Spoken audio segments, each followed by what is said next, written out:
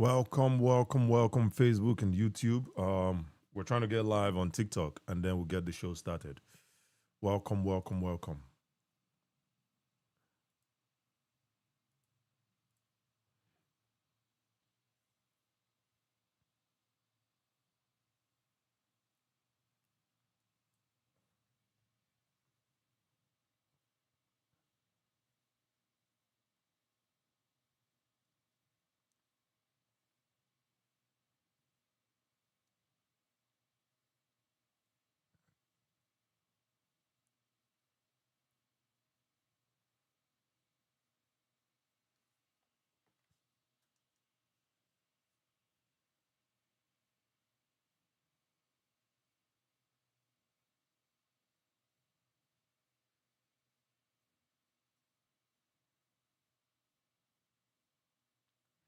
Una welcome. This is not the topic, actually. Sorry. Let me change that before. Sorry about that. I should have done that before I came live. Shoot. Sorry about that, people. Sorry about that. Clumsy me.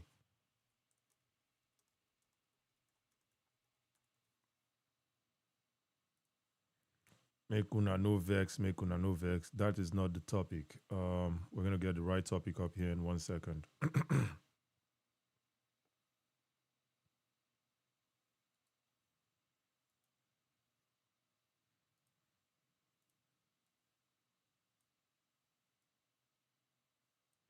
All right, that's the topic for today. Let's lock it in and go from there.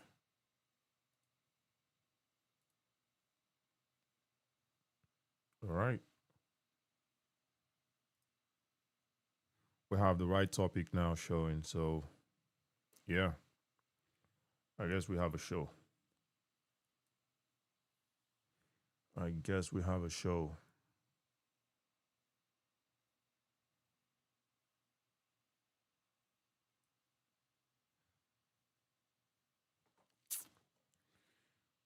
All right.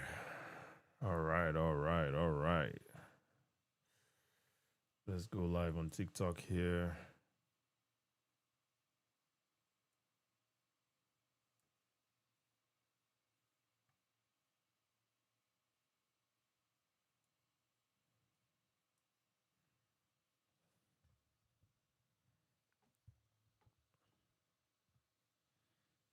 Let's go live on TikTok. Excuse me.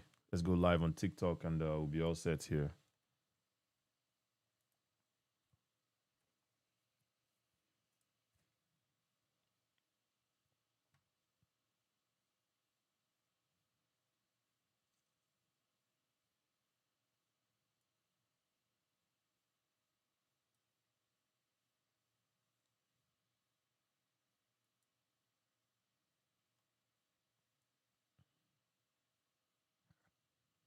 All right, I think we almost have a show here. We have a show actually. We're all set. So feel free to like and share and all that good stuff. You know how it goes. All right.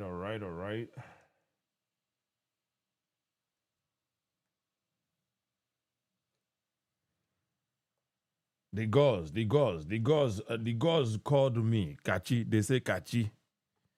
They say Kachi. What are we doing? So I say, let me ask my people. I said, let me ask my people, what are we doing wrong? What are we doing wrong, my people? Anyway, listen.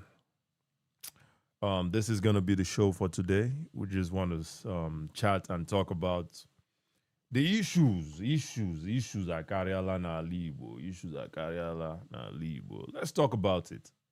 Let's talk about it. Let's talk about issues in Alibo. What are we doing wrong? Now, halfway one, now the gods, we'll go ask the gods whether that gift is, whether we will send that gift halfway one. We are going to ask the gods, the Yota.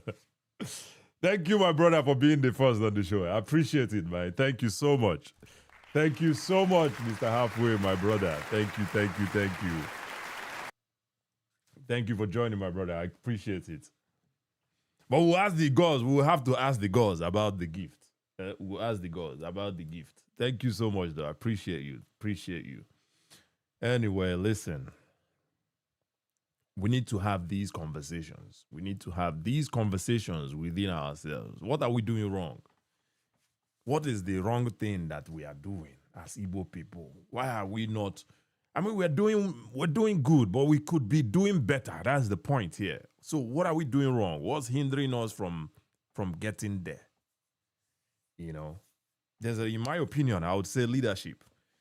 Some other people might say, it's all this agitation, which is still valid. Some people might say, we need our country. We need our own country. And I'll ask them, why? Why do we need our own country to do well?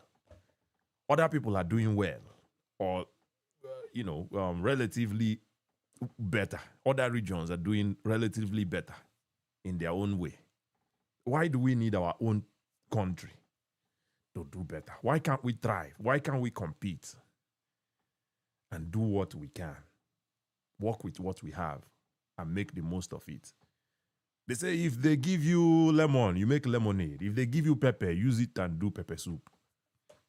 Why are we not turning our pepper into pepper soup? What is holding us back? What is going wrong? That is the conversation for today. That is the conversation for today. Ekelemu, all the good and beautiful people that are here. I appreciate you guys. Thank you so much for joining. Feel free to like and share. Let's get more people here to join the conversation.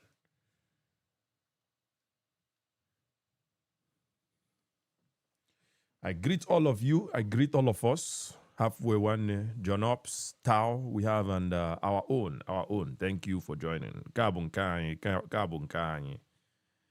Ndi Igbo ekele m unu. Let us talk about it. Max Njaka Obinna and Clarice Ngozi Onyekale. Thank you guys for joining from Facebook. I appreciate you guys. Let's see who else is here. I can't see the list. Facebook Nabamata every time. Nabama Yari every time. I'm not seeing the list of people here. But if you would like me to shout you out easily on Facebook, just leave a chat, leave a what's it called? Leave a chat in the comment section and I'll see that one for sure and I'll shout you out. Michael APC, one, I greet you. Thank you for joining, my brother. I greet you. I was on a show earlier today, and apparently a lot of people don't like me on these TikTok streets. I don't know what I've done to these people. Because I'm asking questions that are mind-boggling. I'm asking questions that have not been asked. And a lot of people don't like it. They don't want these questions to be asked. They want us to keep living in victimhood. They want us to keep living in the mindset of marginalization. Anybody who comes up and starts asking questions is their enemy.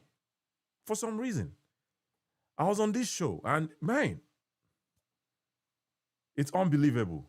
Unbelievable how our people, how Nigerian men, not just Ndi Igbo now, Nigerian men, how emotional we are as a group of men. It's sad. It's very sad. It's very sad. And it's a shame. But we go continue the talk. We go continue the talk. We are going to continue talking and asking these questions. And it's a cash cow for them because if somebody like me dares to come out and start asking this question, it limits the money that they are making from this cow. So though rather people keep saying, Prince, if you want more this thing, I go just mute you so that you go just they watch my face and they hear the sound of my voice all through the show. So respect yourself where you are. Respect yourself. Be calming down. I know they here to curse anybody. I don't have time for that one. I know even Sabi had to do it. Only your mama, your papa, I Sabi do. If you pass your mama, your papa, I know Sabi curse again. No? So let's be civil. Let's be nice, okay? Mr. Prince. Well, anyway, it's a cash cow for them. Anybody who dares to come and ask, say, what are we doing wrong? How can we progress as Ndi Igbo? Let's hold ourselves accountable. Let's ask questions. Mark Okoye, they gave him 5 billion naira. What has he done with it? If I ask that question, I'm an enemy of Ndi Igbo. If I dare ask that question, then I'm not an Igbo man. A good Igbo man, a loyal Igbo man should close his mouth, let his brother chop. No. It's counterintuitive. It's counterintuitive. Because if I close my mouth, that my brother chop, then we will still be shouting marginalization. So no, I will not close my mouth. We have to talk and ask our brother Mark, that 5 billion they give you, what you use and do? We need to ask our brother Alex Oti, the money Tinubu they give you, what you carry and do? We need to ask for Peter Mba, this money then they give you every month as governor of Enugu State. Why is your priority a smart city? Why is your priority not something that people would feel like water? Enugu people no get water. Why are you worried about smart city? Why not give them water? Why not give them electricity? We need to ask these questions. And if I dare ask, sorry, my people, I know bring this guest thing up. Anyway, let's keep liking. We have a show. And hopefully we can get more people here to join this conversation. You know? If I dare ask these questions, Christopher, I'm just seeing your request now. Thank you for requesting. We'll get the show started in a moment, but make I just give this small monologue, and then we'll open the house and start having the conversation. I appreciate you, Mr. Christopher. Thank you. Let's keep liking. Let's get to 5K likes so that we can get the show started. We're at 1.5K now. Let's keep liking and hopefully get to 5K likes as soon as we can so we can get the show started. So that we know keep my brother, Mr. Christopher Ubogu. Thank you for joining again. I greet you, my brother. You know, if I dare ask these questions, then I know be Igbo man. Then I be Ikwere man. For that show where they talk about, these people say I be Ikwere man.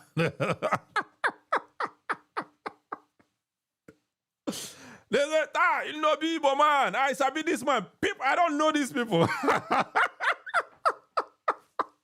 don't know these people. They say, I sabi this guy. Now Ikwere man. You don't know me, man. I'm not an Ikwere man. I be Igbo man. Now what for you? If I be Ikwere man, I go tell you I be Ikwere man. Huh? Yo, it's unbelievable. It's unbelievable to see my people, Igbo men, emotional. Igbo men, emotional. It's very sad. Having conversations with men, you go thinking that you and Pekin, they talk. Like they cannot stand a conversation. They cannot stand you trying to have a conversation with them. Because what that conversation you're saying, it hurts their ears because they feel like you might change their mind. So they don't want to hear it. They don't want to hear it. They don't want to hear anything at all. They feel like that thing they talk, if it change their mind, they don't want to hear them. They'll rather shut you down. They'll rather shut you down and then start abusing you. This one is a mugu. This one is a... No, but I'm not. I'm not a mugu. I'm an Igbo man, a concerned Igbo man, you know, that have been indoctrinated just like you. That have been indoctrinated just like you.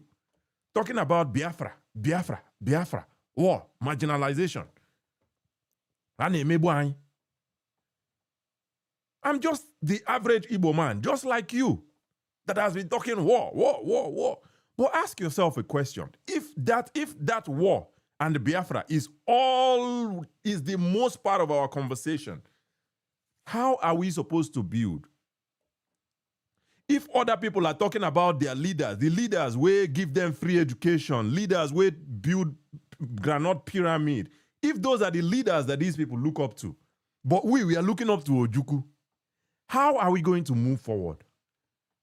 How are we going to think of building? Meanwhile, we have these same leaders. So we have Michael Okpara, a leader will transform Igbo land, the eastern region, not just Igbo land, the eastern region at the time. We have those same caliber of leaders, but we put them for a back seat, put the one who bring us sorrow, tears and blood. We put them for front. Say that this one we go look up to. How can we progress like that? How can we progress? Tell me which society can progress like that. Tell me.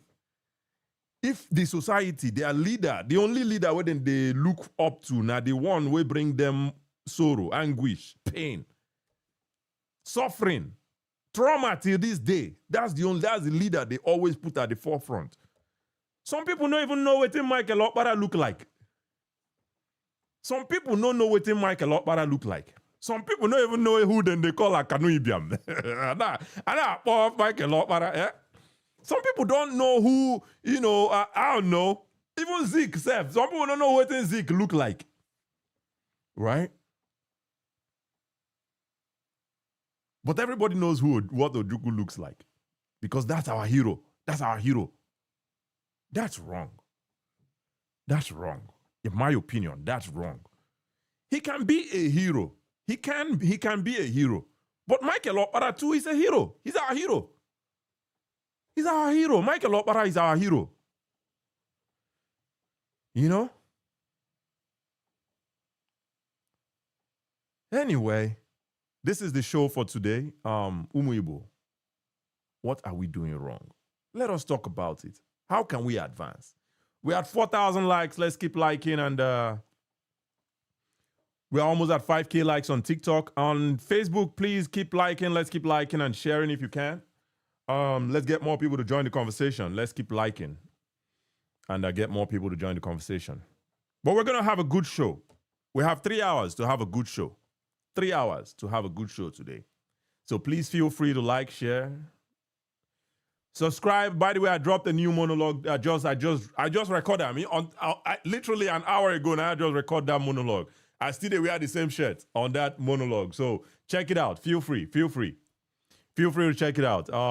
Feel free. Same literally about 30, 40 minutes ago now, I just recorded that monologue.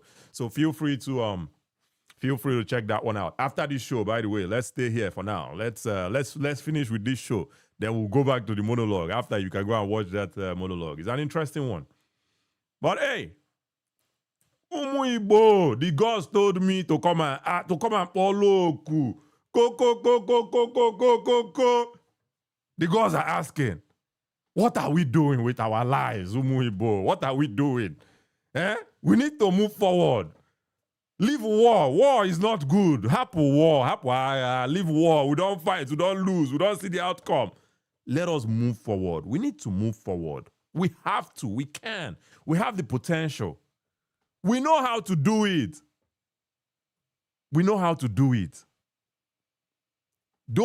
That same intellect we did during the war, we can use it for positive things. The people who build Umu Igbo, the people who build a local refinery, what do they call it now for Port Harcourt and Delta? I forget it. This they are bunkering, then they do fire. This they are fire, what they do for this thing now. Now Biafran time it starts. They don't start the refined fuel locally. So we still have that brain. We can use it positively. We can use it positively and transform our land. Make Yoruba people, when they graduate, when they say, make I leave this Lagos, I better go there. You get one business, you get one factory, then they find CEO, then they find manager, then they find this. Make I go find work, I beg. Make it not be only us, where if we graduate, they run, they come out. Make people wait for Lagos, Ogun State. When they graduate, they go say, you get one job opening for Aba. You get one job opening for Enugu. Make I go there, go find work. Yota. That is the conversation for today. Anyway, thank you guys for joining. I appreciate you guys. I don't give my monologue finish. We have 7K likes. I'm a man of my word. Let's get into it. Mr. Christopher Eoborgu, thank you for joining. If you want to unmute yourself, please, let's hear your thoughts on it. Yeah, good evening, Ibiabalo. Yes. Nice to be here again. Thank you. Thank you for what you are doing. I want to thank everyone that has joined. It's unfortunate that we found ourselves in this mess. Everything is messed. And the worst is that we are not taking responsibility for what we have not done appropriately. Yep. We push, the blame to someone and some people. That is the worst thing that has happened to us. There's a parable that says, you don't wake an adult who pretend to be sleeping. Don't actually waste your time trying to wake him up, because he has made up his mind. One of the things we are not doing well, things we are doing wrong, is we allow those who knew nothing about leadership, nation building, and people who are not sincere for 1 minute to be our leader. We give them an opportunity to manipulate our feelings and manipulate our heart. At the end, they will manipulate our pulse, Yep. and at the same time use our life for gambling. Show me who the man you follow, I will tell you how you will end. Anything you give attention will definitely give you direction. Yep. What do I mean? We, the Southeasterners, now we have to look inwardly. 100% dim. Do I say dim? Dumego Juku is a warrior. He's the father general of governor general of Igbo land. He's a hero even to date. But we copied him, most of us copied him wrongly. Because before Ojukwu could make any statement or took any action, he was in the leadership position. Yep.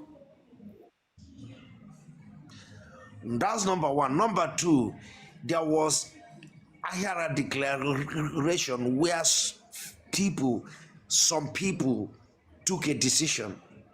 The decision was not taken in his bedroom. That's number two. Number three, when he fought and lost the battle, he came and blended himself into the system. And he granted an interview and said, yes, he fought the first war, that he doesn't think that the second one is necessary. Yep. So the problem we have is that we choose what we want to follow and we copy wrongly.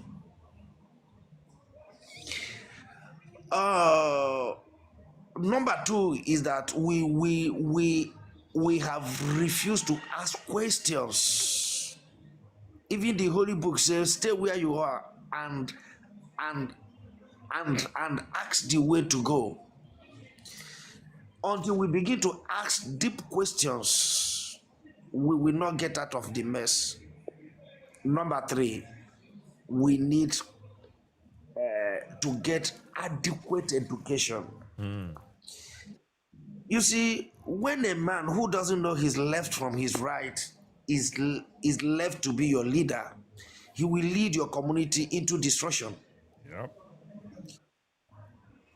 Because of the war, before now, an average Igbo man is looted in business, in trade, buying and selling.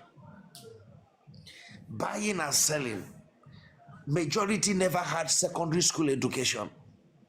So they don't differentiate from their left from their right.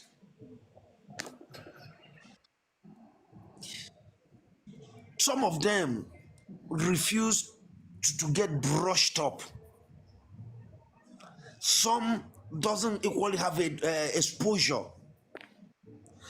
So when you have this set of people who are in the majority, because they cannot think deep, they will only react based on their feelings, coupled with what they were told. These are our problems. But thank God that many voices have beginning to come up, trying to ask the right question. About 1.8 trillion that the states shared, how much came to Southeast? What are our governors doing? What actually is our landmark that the major road in Imo State, where I come from, has not been tarred, though the governor has started doing something now? These are questions that we should be asking.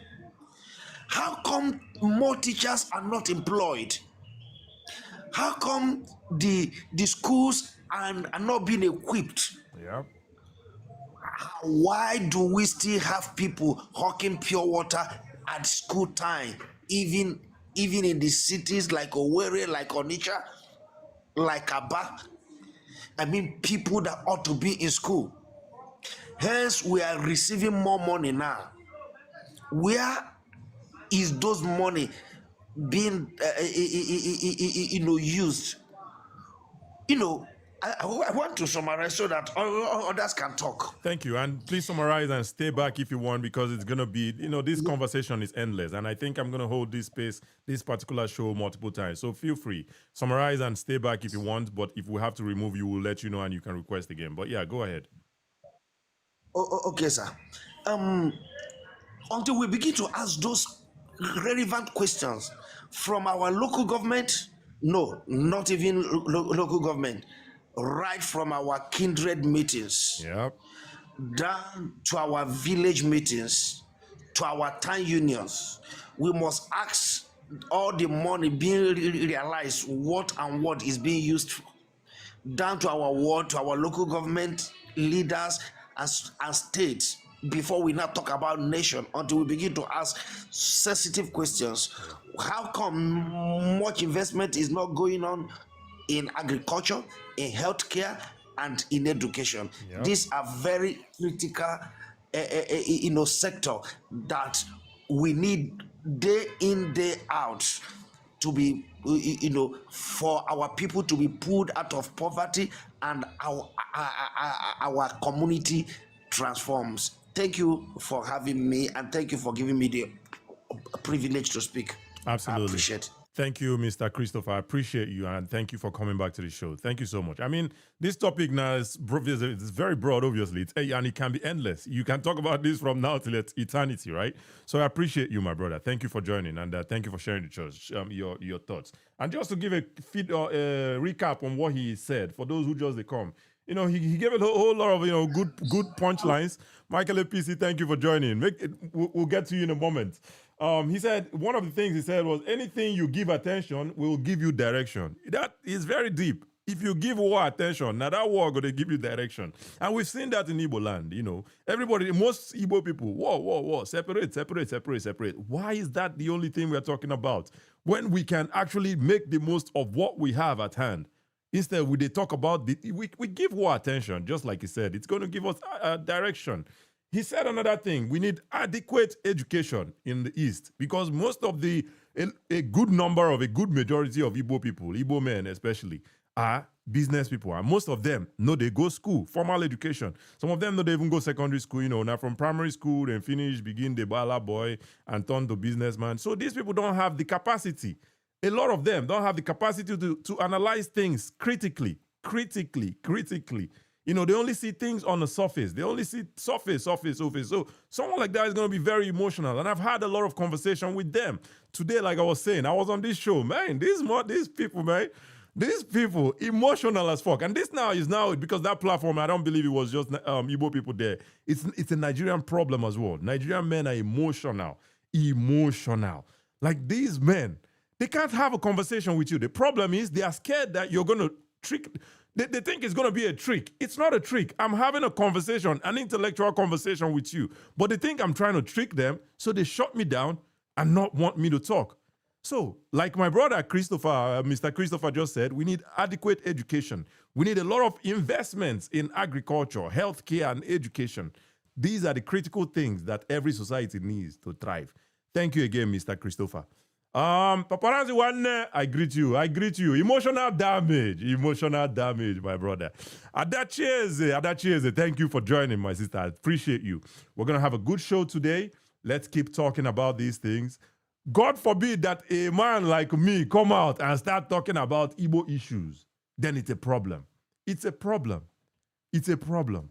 You hate Igbo. You hate Igbo. How do I hate Igbo if I'm calling out our leaders, Igbo leaders, that are supposed to bring these things, development to us? Peter Mba is busy building, waiting in the column, smart city. Is that what Enugu needs? You know, shout out to Alex Oti. He's giving us the basic of what we need, electricity, because every society, development is somehow very direct, almost directly related to electricity, how much electricity that society produces. So he's giving us that basic. And Abia State is going to be the next. I've made this show before, now they laugh me, Choma, they laugh me. But anyway, listen, thank you guys for joining. I appreciate you guys. Mr. Jamie, my brother, you know, so this one, brother, one day conversation. I don't know how you want to come into this. You know, so you be my co-host. That's why I always bring you up to tell you. But I don't know how you can come into this one. But the mic is yours. Let us hear your thoughts on this, Mr. Jamie. Yeah, thank you very much, Kachi. I think it should just be a goodwill message because one, start with, we, the people of where I come from, were part of the southeastern Nigeria originally. Yeah, Sir Michael Opara was the premier, and then Dr. Francis Akanibiam was also the first, premier of the eastern region. I have seen criticism. I like the way you anchor the story. I mean, because every time it's not supposed to be on what we're not supposed to be like activists criticizing, because that is one of the problems we have. We should be able to take stock first and see what we have done right. And then I just felt from your monologue, it's like sometimes we just get carried away by the the legion of some of the problems we face. So we fail to acknowledge the people that were here before us, people that laid certain foundations, people that contributed their part. You understand? And then when you were talking, I started looking at some of these people. I just discovered that Francis Akanibian was a medical doctor. He was one of those people who challenged the colonial authority. I've not seen any negative documentation about his stewardship, because I remember there was one time in my community they were criticizing the fact that people only harvest what has been planted. They don't replant them.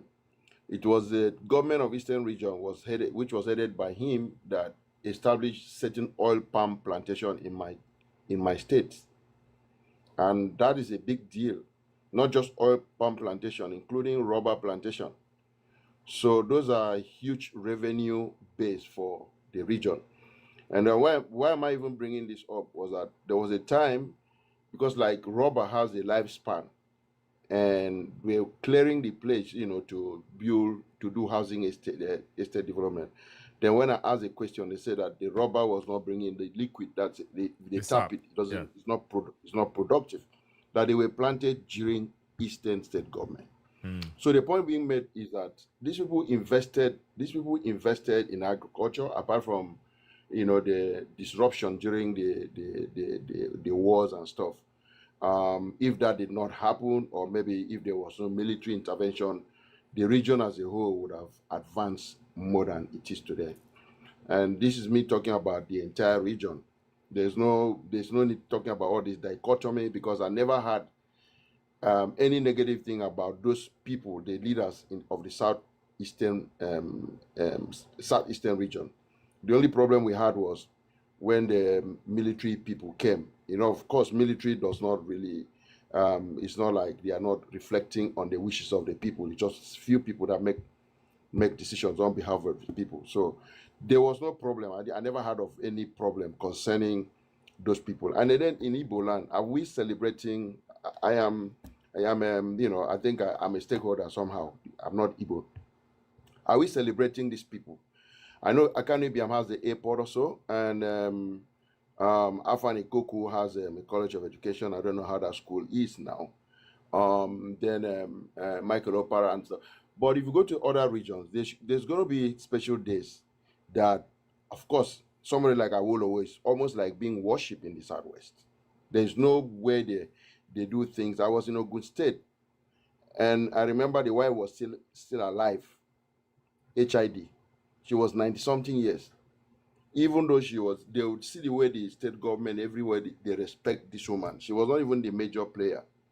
So I think until we also learn to give those props like you've done today, we'll look back and see these people. They also want to see how the children are doing, the legacy they left. How can we sustain them? You understand? Because of all the narrations I've had, I've not really had any bad thing. These three people I mentioned, I've not had any bad thing they do. So why are we not celebrating them? Why are they not being the model? Why are they not the model? Why are we modeling whatever thing we do after other people? So I follow your drift. As a matter of fact, that is the reason I just say maybe, I don't want to talk about the main crux of the matter, because those who wear the shoe should be able to know where it pinches. So they will be in a position to discuss it. So it's more like a goodwill. Thank you, my brother. Thank you, Mr. Jamie. I appreciate you. And this is the basis of this conversation, right?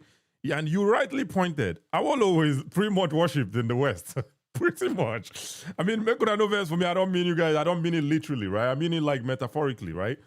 Awolowo is a big deal in the West. Let me put it that way. Awolowo is a big deal in the Southwest. But what is his biggest legacy? Free education, or education in general. Education in general. So imagine if the person will be their big deal, now education being his biggest issue, right? That is the path that they will tow. Everybody wants to be educated. Everybody wants to be the next Awolowo, all that good stuff. But our own, for the East now, our big deal is Ojukwu. You see, say, waiting my brother, Mr. Christopher talk. Anything you give attention, we will give you direction. Make una write them down. I don't write my own down. Write it down. Anything you give attention, we'll give you direction. Western people, Southwestern people, they gave attention to Awolowo. We give attention to Ojukwu. Western people, education, na their problem. Our own separation, na our problem. You see, say, no be lie with that, Abi. No be lie. So we need to talk about the other leaders. We have whole lot of heroes past. Heroes past. We have a lot of them. We're not lacking in that regard. What's my name? Akanu Ibiam.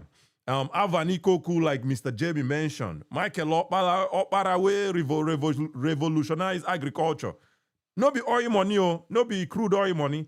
Palm oil, coal, and I think maybe limestone. Maybe, I don't know, maybe rubber too. I don't know if rubber was involved. Maybe rubber too, because he established Michelin tire. Now rubber, then they take do tire now. So rubber too, right? He was getting the rubber from somewhere. We're making, say, Michelin, come, we get rubber in Quantum.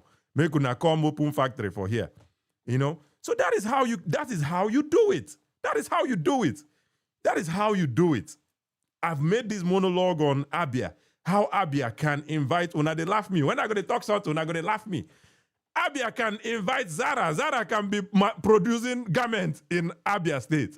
It's simple, very, very easy to do. Very easy. The same way Michael Opara bring Michelin tire to Port Harcourt. Now the same way I can bring Zara. I can bring Fashion Nova to Aba. It can happen. We get the talent. What are you talking about? The talent, they there. Anyway, make I no bore now with my monologue. I appreciate you guys for being here. Let's keep liking and sharing. And I see 3 people followed me. Make I see if I find them. Guys, see if I find the people who follow me. I can't find you guys, but thank you for the follow. And let me see. Thank you for the follow. And if you haven't followed me yet, this is a good time to follow me. I appreciate you guys. Paparazzi One, thank you so much for the roses. I appreciate it. All right. Let's go to Mr. Defash. Thank you, Mr. Defash, for joining the show. Please unmute yourself. Let's hear your thoughts on this topic.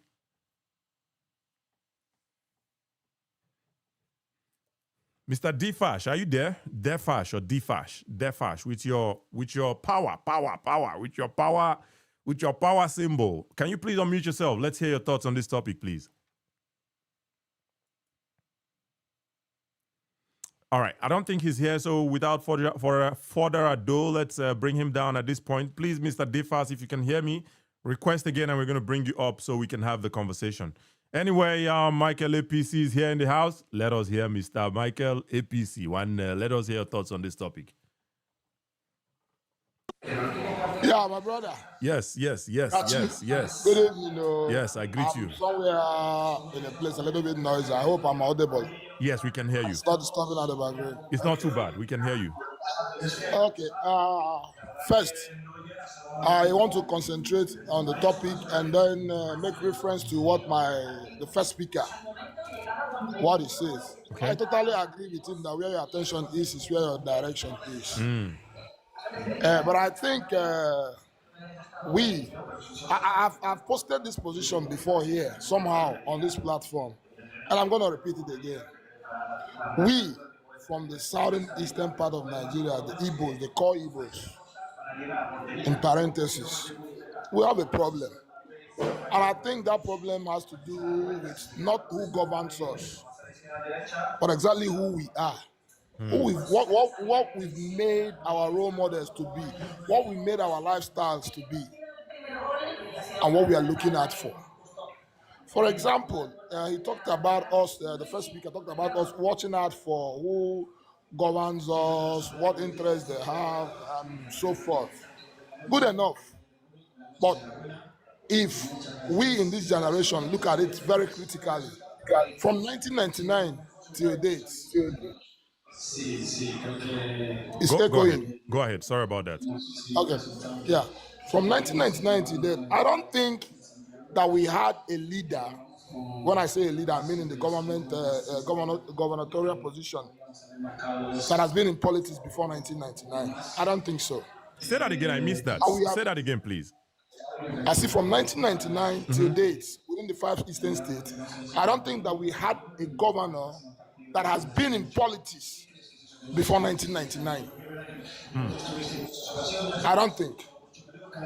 You understand? I've tried to look around, I don't think. And I don't think that we had the oldest among all the governors at any point in time. We've always produced young, vibrant governors. And I know for a fact that we've never produced a governor that is a governor of any state that is not from that state. Full-blooded from that state.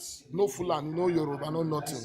So what is wrong in producing the best? Certainly we produce from what we have. The raw materials we have is what we produced the final goods that we have today from. So what am I saying? It boils down to what are we, when we go to our meetings in our families, what are we inculcating into our children? What are we inculcating into people within our environment?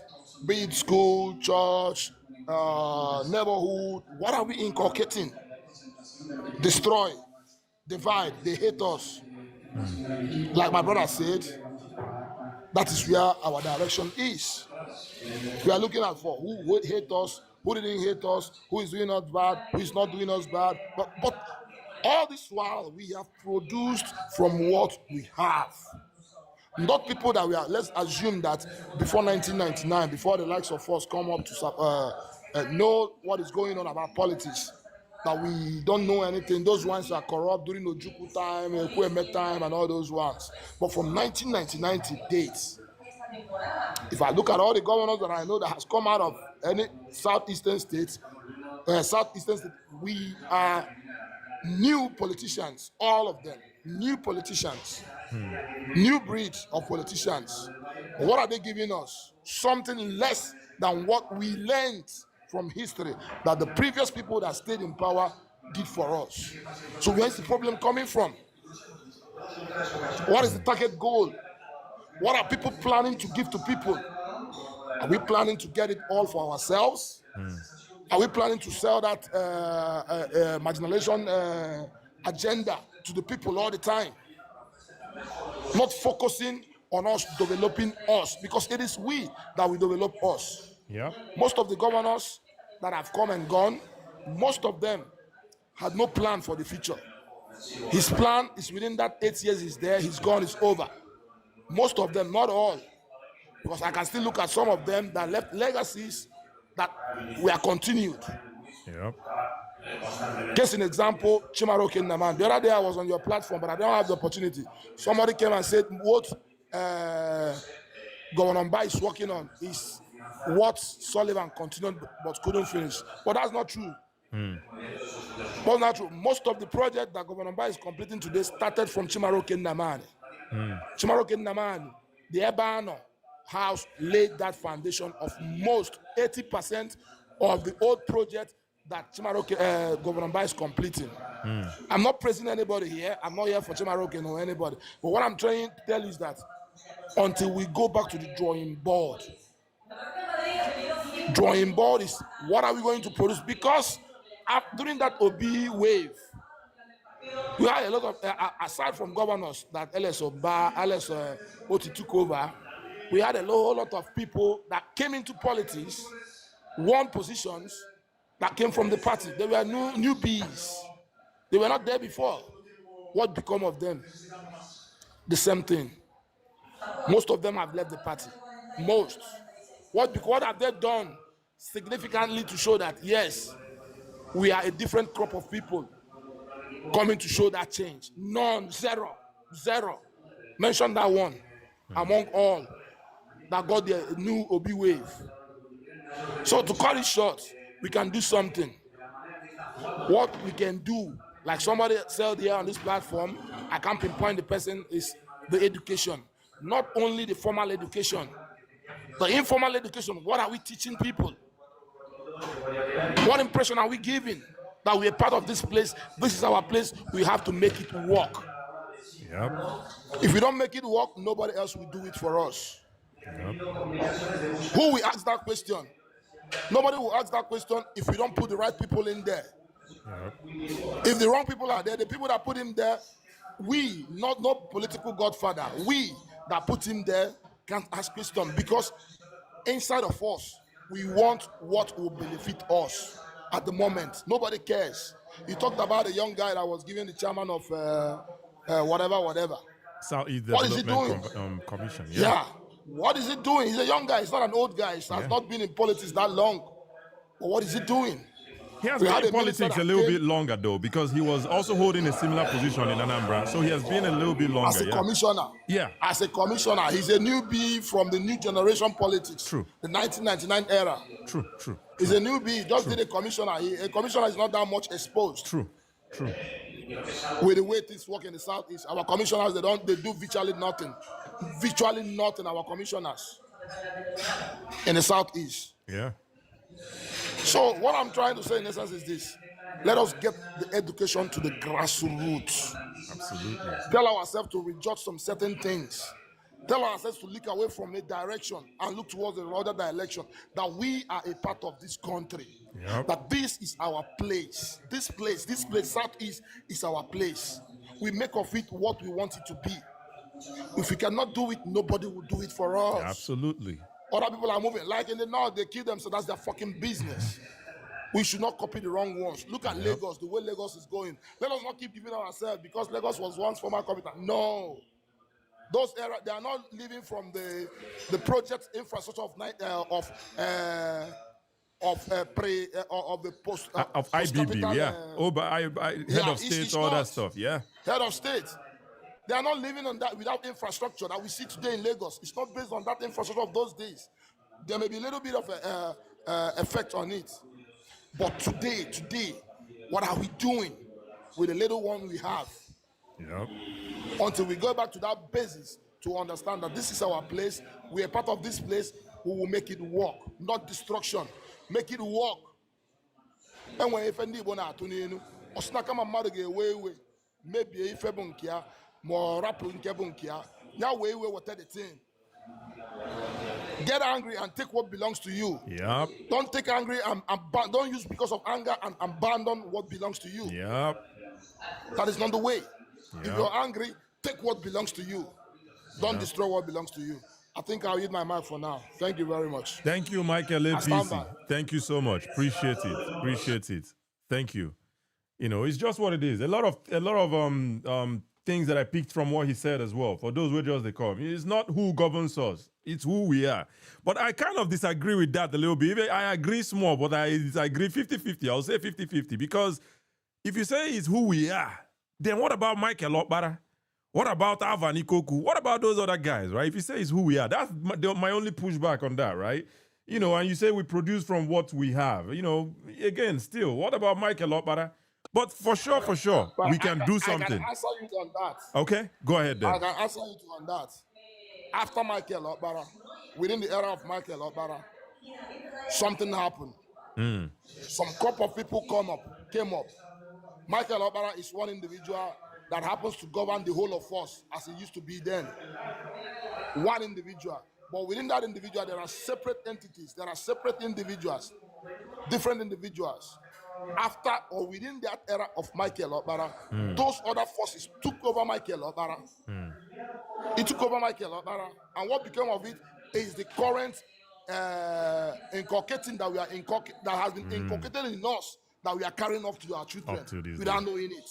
Fair enough. Something happened within that time. Michael Okpara was still doing his job before the coup happened. Yeah.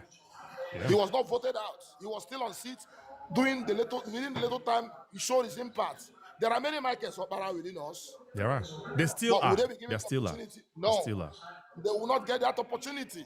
Who will give them that opportunity? We The people. Now we give them that Igbo. opportunity. Yeah. Yeah. Not somebody from Abuja or someone from Katsina or Sokoto. No, we will give those people. Very few of them. Very, very few of them. Not the ones we paint to look like gold. But are just wood. Not even metal. Wood. But we make them look like gold. They are not. Fair enough. So Michael Okpara happened to us at that moment. Very short period. But the real people that we made ourselves to be came up and overtook him. Thank you very much. Fair enough. And thank you for, again, you see how the thing they go, right? I say something, you say something, I push back, you push your own back. If I have a stronger argument, I pull, but I don't have a stronger argument. This argument will drop strong past the one where I drop. So I can't fight that. That's just what it is. And I appreciate you for that pushback. But hey, it's what it is, man. Now we go bring out the next Michael Okpara. Now we in the Igbo, it's not somebody from Castina, it's not somebody from Ogun State, it's not somebody from Lagos. Now we in the Abia, in the Imo, in the Ebonyi, in the Enugu, in the Anambra. Now we go bring out the next Michael Okpara from our house. Now nobody's going to do it for us. Now we go do them. And we have to keep talking about these things. Anyway, I appreciate all of you for being here. Thank you so much. Let's keep liking and sharing.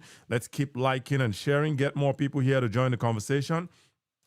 Make I salute people waiting for Facebook. We have Tunde Oluwayomi. We have Odeli James Mbagu. We have Omotayo Ayola, Tunde Oluwayomi. We have Oluwatoyin Fada. Make una no vex. So the way they use call this with the names, I beg. Make una no two vex for me, I beg. We have Adisa, Tamiyu Adisa. Who else we get here for Facebook? I appreciate all of you guys, and I think someone dropped a comment.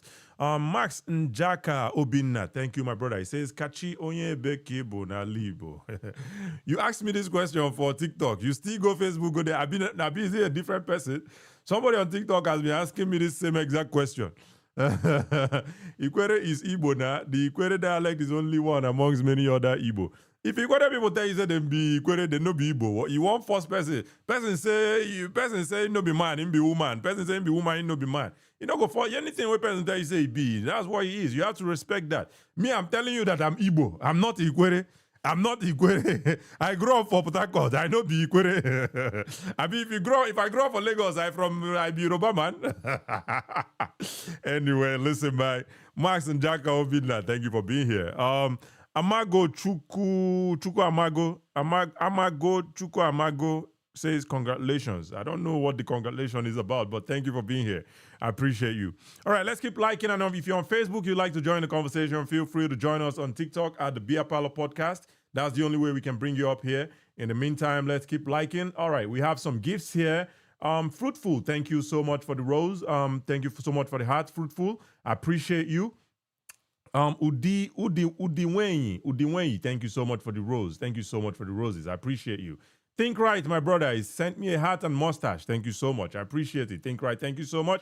Paparazzi, one you don't use rose, finish me. I appreciate you, my brother. Thank you so much. Appreciate it. Caesar Passiotti, my brother. Thank you so much for the heart. I appreciate it. Thank you. Udiwenyi, thank you so much for the roses. Thank you. I appreciate that. Appreciate it. All right, let's go.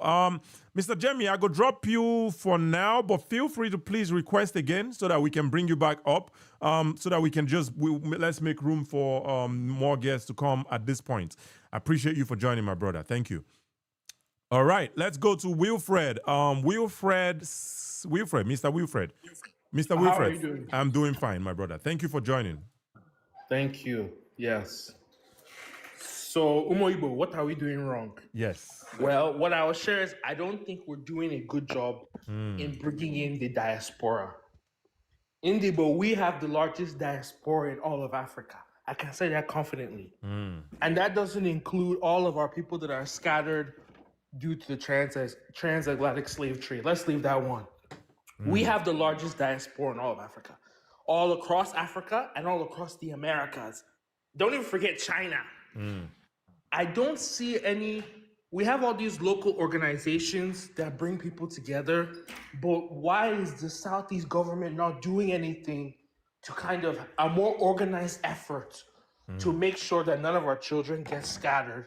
And also, whether it's intelligence or funding, Yotago, like that second Niger bridge took 50 years to build. I don't know if it's due to rules or due to money, but I promise you, if they said, hey, look, we want to build this bridge, donate $10, I would donate those $10. I promise you. Because that's what we did, even the airport in Owerri. Let me cut you a little bit on that one, right? And that's a good point you made there, by the way. As far as crowdfunding to build projects, guess who they crowdfunded for? Nnamdi Kanu. He carry the money, they do some other things. So these things can happen, but it has to go into the right hands. Let me tell one person that has this opportunity because he works with the government, he could be credible. And I go say, why do they call this guy name? Because he's a young guy like us. He should know better. He should do better. Mark Okoye. He's a government official. He's a more credible person because he works for the government. If he asks for crowdfunding to do projects, people would trust him better than a Baba like Nnamdi Kanu. I don't know if that makes sense. So that's one way to go, my brother. Sorry for cutting you short there if you want to go ahead. No, thank you. Even if it's a third Niger bridge, I would donate. It's not a big deal. When I heard about this rail going on in Lagos, I was jealous. I admit it. I wish I can donate or knock somebody on the head so we can build a rail. What's the big deal? How much does it cost? But no one is even organizing it. The diaspora, some of us in the nuclear field, there are Igbos deep in the army, the navy of multiple countries, nuclear scientists. Can you bring them in? Ask them some questions. Some of them might even work for free. I was going to say the same thing. Free. Yep. Ask them a question. Bring them in. Bring us in. You just close the door. And everybody, I've heard some people complain that, they think some ideas are too big for the state. I think some people in diaspora can participate. Let us. We have the largest diaspora in the world. That's the funny thing. Yeah. Everywhere in this world, there's an Igbo guy there. There's a half Igbo guy, half Igbo woman. Bring them in. So that's my biggest issue. I don't know why they don't want to bring them. It's just we can't vote, we can't donate, we can't speak. It's just, we can do the local stuff. That's great. But what about, we have to work together to build a rail. You know what I'm saying? I can't just, and some people would rather build a rail than build a road in their village. That's not a crime. So I think we should, that's my biggest issue. The diaspora is basically just blocked off. And we have the largest diaspora in the world. Appreciate that, Mr. Wilfred. Thank you. Thank you. And thank you for joining, by the way. Thank you for joining the Bia Paulo show. It's ridiculous. And again, I go call this guy name, Mark Okoye. I will never stop calling his name unless he leave office, unless he resign. Or maybe Tinubu lose or something and he goes to oblivion, right? But as long as he's the SED, he's holding a public office, I go continue to call his name because he's a young Igbo man that should know better. This rail project, this man, Tinubu gave him 5 billion naira. 5 billion naira. This is at least at least $2 million. At least. I know it's more, but let's call it $2 million. Tinubu gave this man 5 billion naira. This man blew 800 million within four months. Talking about, I meet this person, I meet the other person, I meet governor, I meet president. Why are you meeting these people? Why are you meeting these people? Why are you meeting these people and spending 800 million naira in meetings? So he can't even be a credible person. But that is the position he holds. If he holds that position of power, for lack of words, where if he starts doing like a project, say a rail project, say a power project, right? Say a power project, and he has started to some extent, and he asked people in there, Igbo people, like you said, Igbo people are the highest diaspora in Nigeria, right? He asked for donation, crowdfunding. See the money where Tinubu give me, I don't start rich here, do, Unafi help us make we complete this project. People will donate. $10 here, $5 here, $100 here, $10,000 here. Money don't reach. You used to do one or two things for Igbo land. But this man, they here, they speak English. This man, they here, they speak English. This man, they here, they speak English. It's ridiculous. It's ridiculous. But thank you, Mr. Wilfred, for joining. I appreciate you, my brother. Thank you so much. Anyway, we have you and I store here. Mr. I don't know if you're Mr. or Mrs. or Miss, but thank you for joining. If you want to unmute yourself, please, let's hear your thoughts on this. Yeah. Hello. Yes. Good evening. Yeah. Yeah. Well, I so much appreciate you for the work you've been doing every day. Thank you. You keep promoting our people. So in this topic of today, I can say a little bit that we are not doing much. We are not doing much at all. Secondly, I can say that, when our brothers started Biafra of 18 again, that is Owazurike, joined by Nnamdi Kanu. I think that is when everything just turned upside down.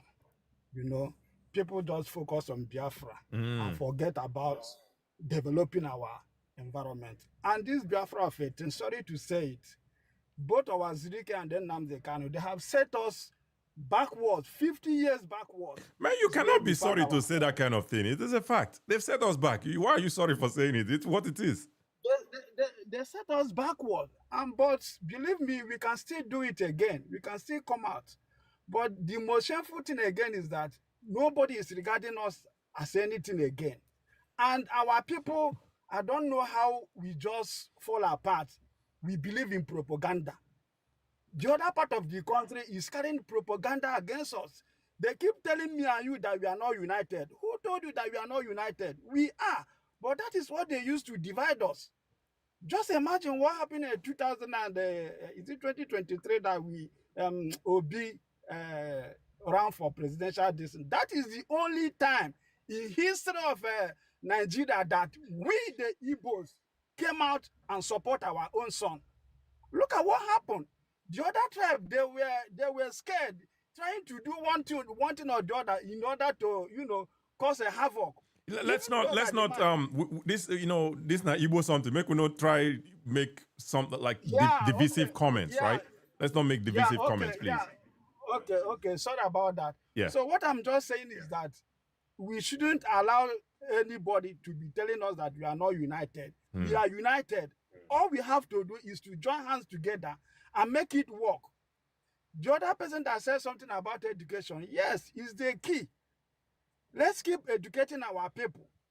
Even if you want to do business, going to school will not stop you not to do business. Education is the key. Then the another thing is that we have to join politics. We have to join politics. No matter what the situation is in Nigeria, we have to join politics because an average Igbo man today, you will tell him, oh, I don't want to be in politics. All I want is an enabling environment that I can do my business. That's not working again. If you are not in politics, you can't help your people in terms of development. You are just mentioning one guy, you keep mentioning his name, that Tinubu give him money, this and that. Mark Okoye. Embezzle it. He did not embezzle it. He did not embezzle it. He didn't embezzle it. He's spending it in the wrong places. Okay. Let's assume that he's spending it in the wrong places. Okay, you are mentioning Mike Okeye. Mike Okeye, when you come in the southeast now, if you count the first 100 richest Igbo men, you will not count him. When you talk of what's the name of this man, Omai, if you count the first 100 richest Igbo men, you cannot count the board. Why are we mentioning their name every day? It's because they are into politics, because they are holding one strategic position. So if our people keep shying away from politics, we are not going to develop as quick as we needed. So it is not even only coming to join APC or PDP, this and that. In other environment, like there was one time this guy that keep going up and down, what's his name? VDM went to China. Then he was meeting some certain group of people in China. Do you know what? There's one man that he met. He said he's the chairman of a so association in China. And guess what? He's not an Igbo man. He's from another tribe. And I said, what? Our people can, even when you are doing your marketing, whatever business, you can't even politic. I mean, you have to hold all this. That one, I think I hear. I understand where you're coming from with that, but does it matter who is association of market people in China? I don't know what the title is, but it doesn't matter. In my opinion, it doesn't matter. It matters. Do you know why it matters? If you are not the head, you are not the head. Like now, whatever Shetima is doing, he's just a spare tire. If you are not the head, you are not the head. That is Nigerian politics for you. You're using a lot of That's what I'm you're using a lot of tough words, spare tire, all that stuff. Make we try tone them down so that no, bros, yeah. It hurts me a lot. It hurts me a lot when I see my own people going backwards. We have all the tools. We have all the tools to be number one as we used to be before. So what I'm just saying is that nobody should get tired. We should keep fighting. We should keep strategizing. We should keep doing our best. You are going to get it right. Yeah. I raise my case. Thank you, Mr. UNI Store. Thank you so much. Absolutely. We need to keep fighting. We need to keep strategizing. And you also said going to school does not stop you from doing business. In my opinion, it makes you a smarter businessman because school go open up your brain. Go, all the mathematics, whether they solve for school, they help open brain. So if you go school, it go help open your brain more or better so that you'll be a better businessman. Education is not a scam. Ndibo buying. We need to join politics again. Mr. UNI Store said we need to join politics. Be involved. It doesn't matter. Even if na City Boy, go join City Boy. If na Peter beside, join. Anyone, join. But be involved. Be involved. Don't shy away from it. It's what it is. Thank you, Mr. UNI Store. I appreciate you for joining. Thank you so much. And I know I've always seen you in the comments when I did not the comments as well, and also the people who always join my show. I think this is your first time coming up to actually speak. I appreciate you, my brother, for coming. I appreciate you. We go continue to speak. We go continue to talk. The people that it's making uncomfortable, it's going to keep making them uncomfortable until they too see the light. Everybody go see the light. Ali Bogademma. It's what it is. Thank you so much, my brother, UNI Store. Thank you so much for joining. All right. Mr. Bam Bam. This one brotherly talk. This one Igbo conversation. This is an Igbo conversation, my brother Bam Bam. My brother Bam Bam. I don't know how we'll go do this one. We would have to skip you at this point, though. This one is a Igbo conversation. But thank you, my brother Bam Bam. But if you want to unmute yourself and maybe say a few words before I drop you so that we can move forward. Thank you so much. Okay. I just want to say a word because when I see it, in my own opinion, is that I think the Igbos are doing well, but the only one thing they are not getting right is taking responsibility. Okay. Don't blame another person for your misfortune. As a human being, when you blame another person for your misfortune, you cannot move forward. Absolutely. It's only when you realize I've done something wrong, then you look at where do you get it wrong. That's my contribution. Absolutely. And that's a general thing. It applies to everybody. But I understand, I hear you, and I agree with you as well. Ndibo, my brothers and sisters, responsibility, they had us sometimes to take. But we are just humans, right? We're just human. But thank you for that. Thank you for dropping that, your 1 cent. I appreciate it. All right. Think right, my brother. Thank you for joining. If you want to unmute yourself, please think right. Oh, okay. Good morning from here. Yes. Good morning. Dear Welcome. Paulo Kachi. Yes. First of all, on a lighter note, I saw you clubbing around with your sweetheart, Annie Anambra, today. Now my spiritual wife be that though. She fit there for FYP now. They watch me. That one, now my wife be that though. Or she fit use her bonnet account now. They watch me. They later blocked me anyway. Those people are interesting people. I don't go couldn't lie for stop you. laughing. It's unbelievable. It's Anyway. unbelievable. Yeah, let's dive into what we're doing. Absolutely. I think I joined late, but with what you're saying, the little I could hear, what are we doing wrong as Igbos? I don't know how much time I have, but Don't worry about the really time. Don't worry about the want time. Let's talk. Okay. Yeah. We are really doing a lot of things wrong. I think we Igbos need to, first of all, deconstruct our mind, unlearn what we have already learned. There are a lot of things, a lot of, I don't want to use stupid stuff that is stuck in our head. And that has made us to believe a lot of things which we are not. If you check nowadays, Igbos are suffering from superiority complex. A lot of Igbo people believe that we are superior. We are the chosen. We are beginning to have that chosen race syndrome. We are great. We can do a lot.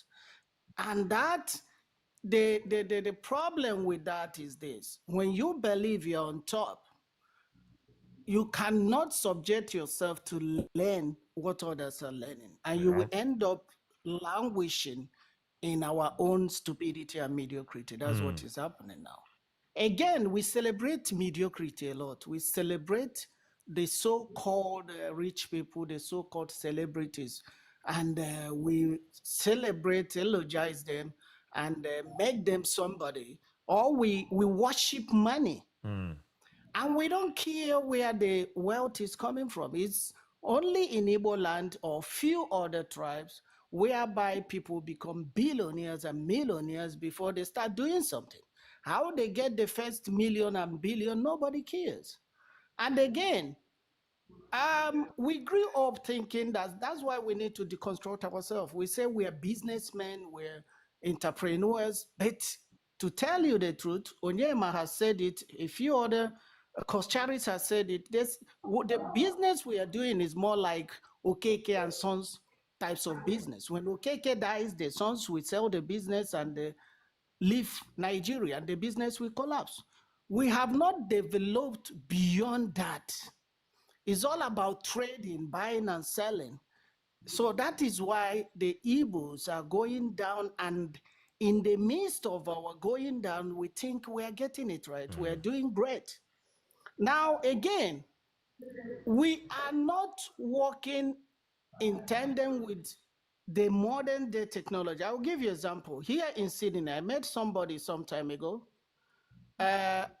He has no papers. We're trying to help the person. But I asked him what he did. And he said he learned kam soya n'Igbo n'amụrụ ụta na-eri isi okporoko n'Aba. Ị na-eri isi okporoko n'Aba, how can you use isi okporoko in Sydney, Australia? It's not gonna work. There are a lot of trade we are learning. There are a lot of things we are doing that makes no sense in a present day world. Now, that takes me to academics. A lot of us in Igbo land or Nigeria as a whole, what we are doing, we are not taking the proper education. What do I mean by that? We lack proper education. What we're actually doing is academic knowledge. Proper education involves going beyond the academics. We are not skilled enough. We don't have the values, the mindset to stand as an individual. That's why you see an engineer will still go back and start looking for a job in somewhere else. An engineer, we end up doing POS because we are interested. He can quote the first and second, third law of motion, but he doesn't know how to apply it. So we need to go beyond. Our educational system need to change into something more practical so that we will use it and apply it in the present day world. So that's again. And also, we need to know who we are. I said it in the morning that Nigeria is one of the few or the only country without database. We don't know who we are.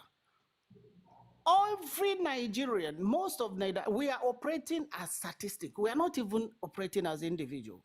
And just like Kachi, you have 10 children, you don't know, just like you don't know how many children you have, how do you plan them? I gave an instance when Okorocha, during our days, Okorocha tried to give scholarship in IMSU. But the problem he had was, who are the Imolites? There is no record down to your village that shows that you are from that village or from that local government. When I got an admission in Federal University, the first thing they told me was to get a certificate of origin. I went to my local government, they just tore it, signed it, and gave it to me. There is no data, no record that shows that you are from that local government, which means any Tom, Dick, and Harry can come there and pick it up. So these are the things we need to address. As I'm talking to you now, if you go to states like Owerri, that's why in Igbo land, apart from the rich, what we see people driving is Toyota Corolla, Toyota Camry of 2000 or 2004 model. These are the ones that were mechanic, that learned mechanic with padded V-boot. They don't have the basic skills to upgrade, to go to Lagos or Port Harcourt upgrade. So if you want to drive in modern care, like in Owerri or any part of the eastern region, you find difficult to fix it when you have problem. They will tell you to go to Lagos or Abia State. And this, by so doing, we still proud ourselves to be the most powerful tribe. We are industrious, we are hardworking. Again, I did a case study. This is very important. I was in Nigeria, X months, January and February. I tried in my own village. I did a simple random sampling. I told them to submit their CVs, those that claim to be graduates. Lo and behold, out of 10 that claimed to be graduates, none of them had CVs. So these are the small things we are losing. Everybody we grew up with, just like mathematics when we are studying mathematics. If you hate mathematics, mathematics will hate you. Everybody grew up thinking, oh, there is no job in Nigeria. Oh, you can't make it in Nigeria. So nobody is even trying. In all ramification, nobody wants to help and build his or herself. And it's too much in Igbo land. We've lost that confidence. So there are a lot we need to do. We need to improve in our learning. The system is terrible. I don't know if you study in Nigeria, go back to your school, see whether your website is working. I'm even talking about federal universities. All the universities, you can't type or Google or check and identify yourself with your identification number or trace yourself to your department. These are the problems. There is no proper identification. And that is why you can easily forge, you can easily do whatever you want to do in Nigeria. I'm not saying that we can't do it. Can we do it? Yes, we can.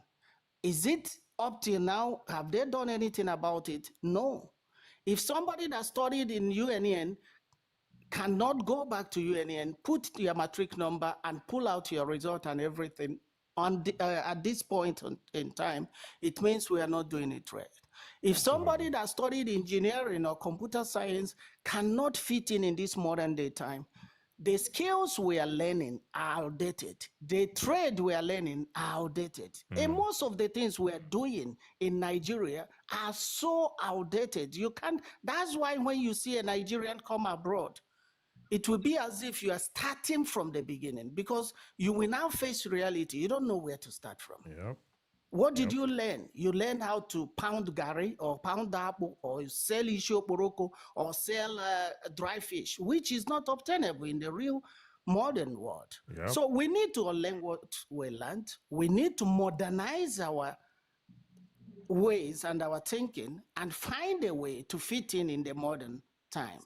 Let me stop here for now. Thank you for your time once again. Thank you, Think Right. Thank you, Mr. Think Right. I appreciate you. Just a few things you said. The university owner, I think, and also the university is supposed to be the cradle of, where education, everybody had the hot. But it's an irony where you go to the university, their websites are not very functional. They're trying. I was saying in that regard, my school, Unizig, I looked at their website recently.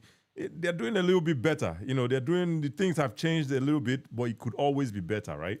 It could always be better. But you would expect a university where all the learning they happen and all the education you would expect there to be almost close to perfect. But sadly, it's not the case.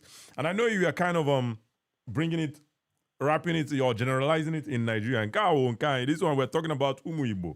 We're talking about Igbo. How can we do this thing? But fair enough, it's a Nigerian problem. When you talked about data, when you talk about data, nobody can find their name or where you're from. It's a Nigerian problem, but yeah, still, it can also be traced down to Igbo, in the Igbo area too. But generally, it's a Nigerian problem. But we're trying to talk about our own. What are we doing wrong? But I appreciate you for bringing that up as well.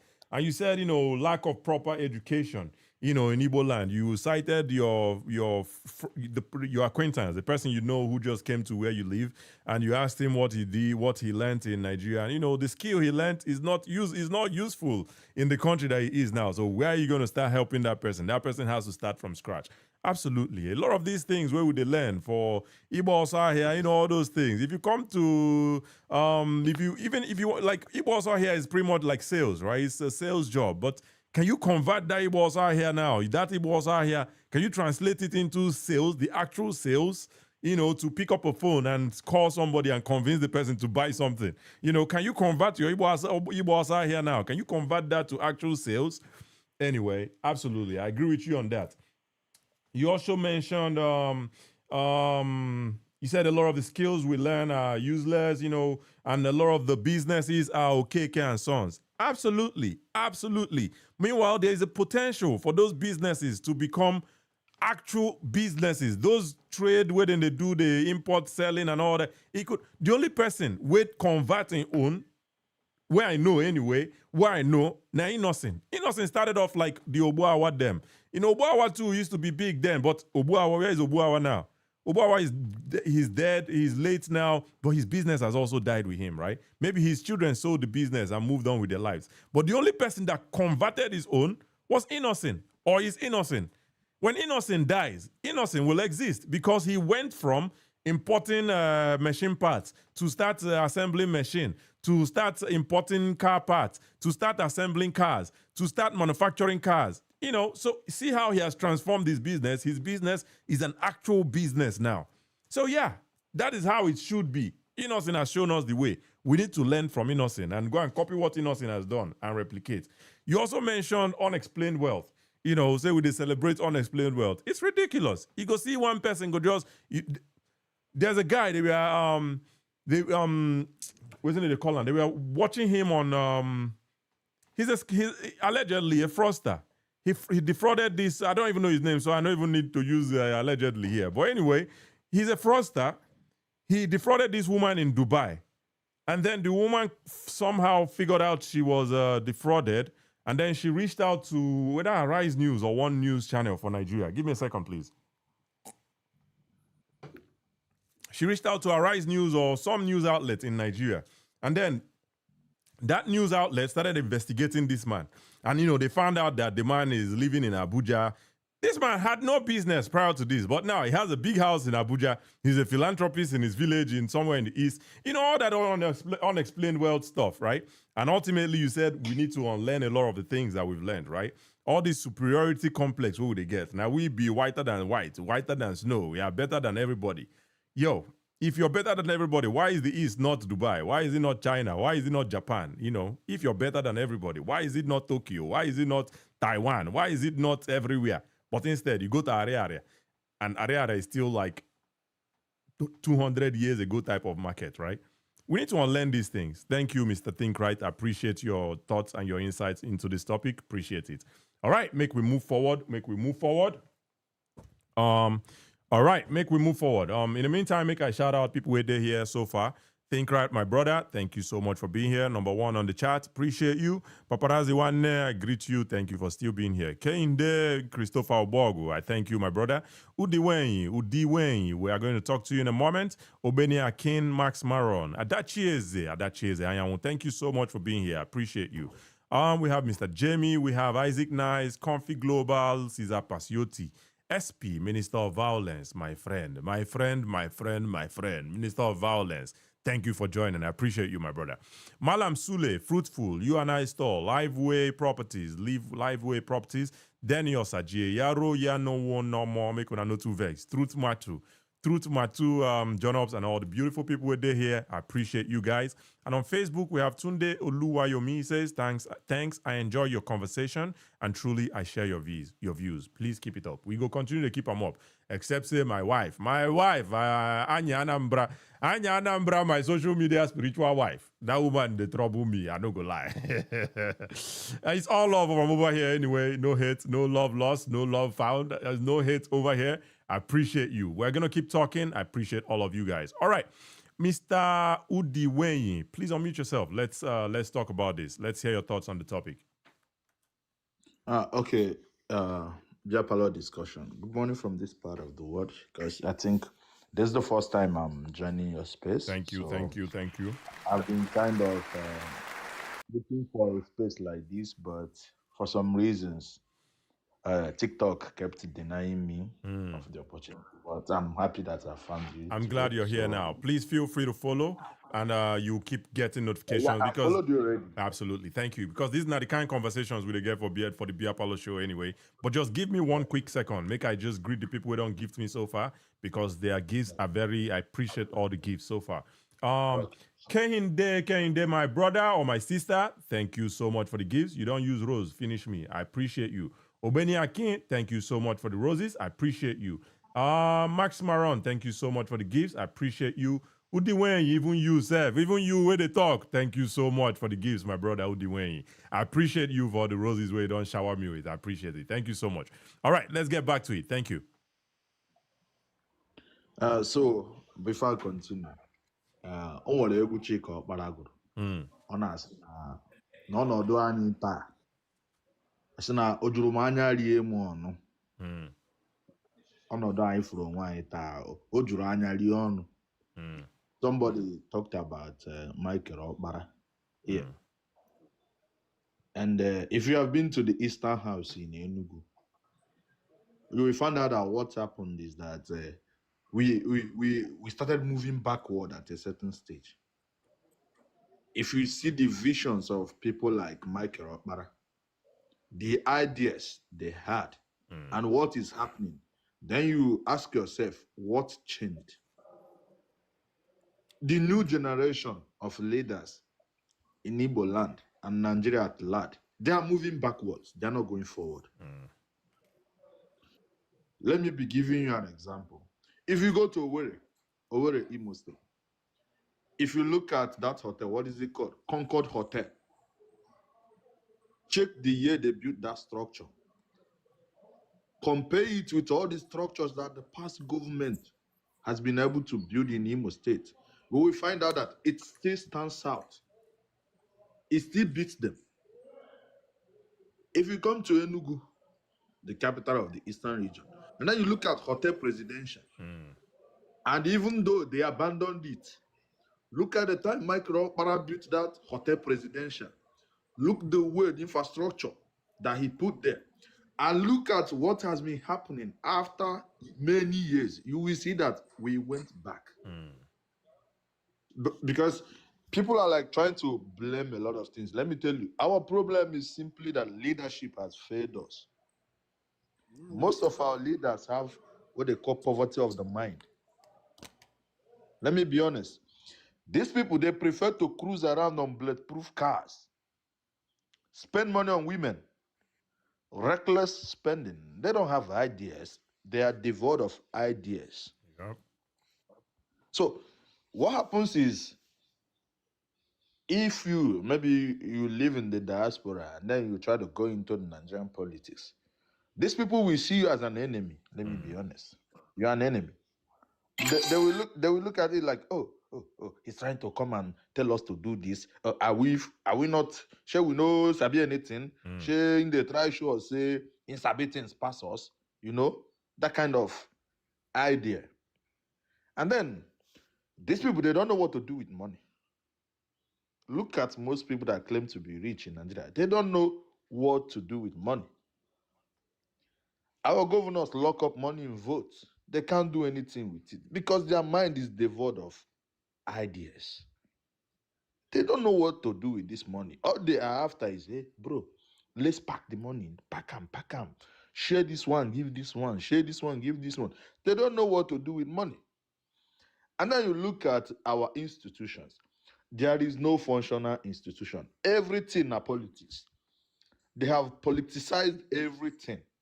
Let me be honest with you. Everything is now politics. From our primary school to secondary school to university to hospital, everything are politics. To see doctor, politics. Make teacher take you for school, politics. Bro, make you even get a driver's license, politics. Make you register your car plate number, politics. So all the institutions are dead. Like all the institutions are dead because they have politicized everything. And then they are not even politicizing it with a vision. They are just politicizing it for their own selfish interests. So that's the problem we have. It is not that you come now, people try to blame the masses. Like my brother said, the previous guy talked about people learning how to say stockfish. Let me be honest with you. You only deal with the things within your environment. Man, he get maybe if you know big you. I swear. Ị ga-ene anya sị okporoko a bụ ihe na-aga n'ahịa n'Aba. Onye nwa ka m ga-eje mụọ. Enena m na Chukwuebuka na ọ na-ere okporoko jiri ya na-erute nri. Mụ na onwe m chọrọ ịdị na-eri nri agụ egugbuole m. You will go and start selling okporoko. Na-ana m anya nwanne ọ dịzịkwa ka ọwụ ịrụ mekanik bụ ihe ọ na-abịa na-emetụ ime ike na-eri nri. Nwanne gị eje rụwa mekanik. You know? Okay, a na-ekwu okwu maka ndị tụga akwụkwọ ndị na-eri ndị mmadụ ọfish. Nwanne ka m nwe gị eziokwu, onwe onye chọrọ ka agụrụ gbuo ya. Onwere onye chọrọ ka agụrụ gbuo ya. Ị na-anya na agụrụ egbu ego gị. Nwanne ị na-ejisiri ike iwu ụmụ onye abalị. Absolutely, my brother. Can you solve that because so that the audience too go participate? Okay, so I appreciate you. You can mix it up, but mostly English. Okay, so the situation you find yourself in is going to push you to an edge. Yeah. And then these politicians, they have succeeded in taking away the middle class. Today's Nigeria has no middle class. What they have is these politicians who are the bourgeoisie and the common man. As of today, the common man cannot even eat in Nigeria. They are very down. A man sent me his electricity bill in 1 month. It was like 70-something thousand naira. Guess what? This man gets paid 120,000 in a month. He's a teacher. And then electricity alone takes 70-something K. So what's the man left with? So how does these people deal with all this? And then you see our politicians. They go on posting cars worth billions, trillions. Of all my travel in the world, Nigerian politicians uses the best cars. Yeah.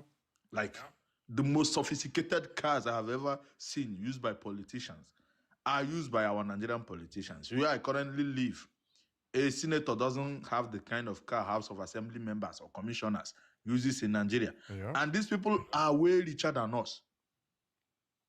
So these people has made politics their own business. They have confiscated politics in Nigeria and made it their own business. In fact, they now go to church to do thanksgiving that God has answered their prayer by putting them in politics. And then when you complain, some people will say things like, you are fighting grace. Yeah. So obviously, it has become grace for others to oppress others. You know, for others to they chop our national cake is now grace. So when you get the opportunity to chop our national cake by only, they go say, na grace where you get. And people will be clapping and saying, na grace. But then you look at far back,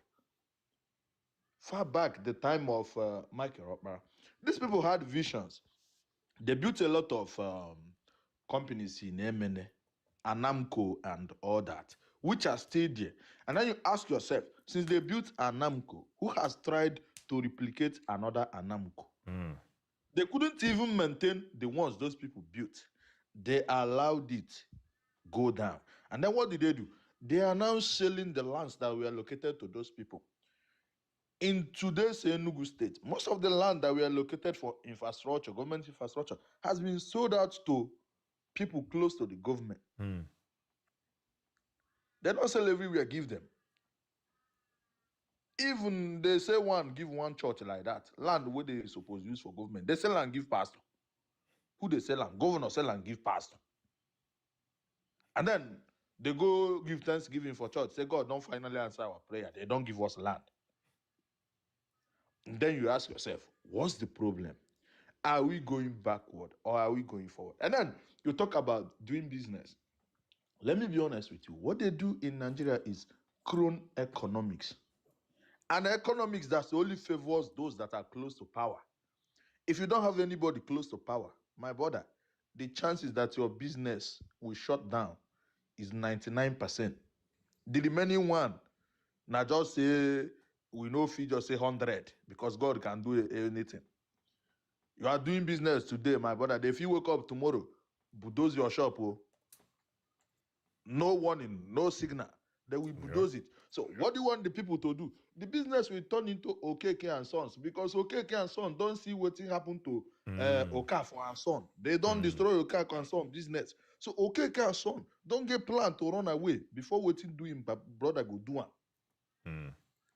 So for you to be able to blame people, you have to accord them some level of opportunities. Then when they don't perform, then you can say that these people are not doing the right thing. If you go to Europe, bro, you're not scared of anybody. You can't buy a land today and tomorrow somebody says this land belongs to the government. Nobody does that. If they want to take it, be sure you're getting compensated in full. But in Nigeria, you will wake up one day and see people mess up your sweat, something you have built for years. It goes and then it's just gone. So our problem is our politicians. These people, even those who have spent their time abroad, they come back home and then got themselves into this politics of a thing. Because I would say I'm close to Nigerian politics, especially the Enugu one. I've been close to them. Yeah, I noticed you kept mentioning Enugu. And even when you say Oboy, I know say na Enugu talk with that. I want to say whether you're from Enugu too, yeah. Yeah, I'm from Enugu. When you get close to these people, there's something you understand. These people has no idea what politics is all about. They don't understand what leadership is all about. What governance is That's about. That's where you see a governor demanding a cow for constructing road. Like a governor will construct a road and then you will go and say thank you. Haha. Like, it doesn't make sense. And then to get a governor to come and construct a road, in fact, you have to go and lobby him. Yeah. Like serious lobby. You'll be going with cows, gifts, everything the governor demands. Sometimes after spending all those things, the governor will still not do anything. And then, just like I said, the way they are destroying every institution. You know about TET Fund? Must have seen TET Fund. Yeah. Those people that renovate schools. Tertiary Education Fund, I think. Tertiary Education Trust Fund kind of thing. Yeah. And then you should know about NSUBEB as well. Do you know that these people has politicized these things to the extent that these days it is hard to see them renovate any school? Yeah. But let me ask, right? You've given us a whole lot of issues. Obviously, I agree with you. Now, politicians be the problem, right? What, in your opinion, how can this be better? Because now the politicians, people are giving them cow to lobby them to build common road. How can we make it better as for Umu Igbo? I will tell you this. If I have learned something living abroad, it's the fact that they don't leave anything for God. Yeah, they don't leave anything in God's hand. They say God has given us the hand, so we do it for him. Yep. For God and for the land. That's what they do. God gave us the hand, so we do it for him. So the first thing is It's all about education. Because most of our people, they don't understand that the government works for them. Yeah. Yeah. They don't understand it. Like they see these people like, if government comes and shares some gari or semo, they will be very happy. They think they are doing them a favor. Yep. You know? Our people, most of our people still don't understand the duty and roles of government or people in government. Government. Yep. So we need political education. Education. Yep. Enlightening our people through political education, letting them understand that, man, your uncle living in the village is not the reason why you couldn't get a job. The reason you couldn't get a job is because there's no job anywhere. These people trying to give you some soap for election, they are the people who fail to create jobs for you. Instead of getting mad at your uncle at the village, get mad at these people. You know, get mad at them. Talk to them. Criticize them. I saw people, they were talking about the way Sowore criticized Alex Oti when he went to Abia State. Yeah, and if you want to use this one to round up so we can move forward. Yeah, sure. And I said to them, look, I would never praise any Nigerian leader. For me, I would never praise any Nigerian leader. If I praise you 2 times, I will criticize you 10. That's the only thing I can do for you. Yeah, but I know you brought up Alex Oti, and this one they kind of personal. Not that I'm a big fan of him, but I'm thankful that at least some governance is coming to Abia State, because for the past 3 or 2 decades, right, we've seen what has happened there, from Ojuzo to Tiodo to Ipazu. We've seen what has happened, the decay and rot that has happened in Abia State. So if somebody like Alex Oti, just give me a second. If someone like Alex Oti now comes in as the governor of Abia State and starts doing what he's doing, why should we be so hard on him? Like someone like Sowore, you mentioned. Sowore went to Abia and said he's not doing anything. He's not doing anything. Why do you think that's a fair criticism? Okay, let me tell you why I think it is a fair criticism. Even Sowore follows me on Twitter because we share the same kind of view. Okay, so hopefully you can give us some insight to Sowore or Sowore. Yeah. The reward for a job well done is more job. Okay. Do you agree with that? The reward for a job well done is more job. Okay. When you do something good at work, do they let you go? No. They will send you to another site. Man, we need you over there. Yeah. You are down here. You did a good job. However, there is criticism. Yes, he should be criticized, absolutely.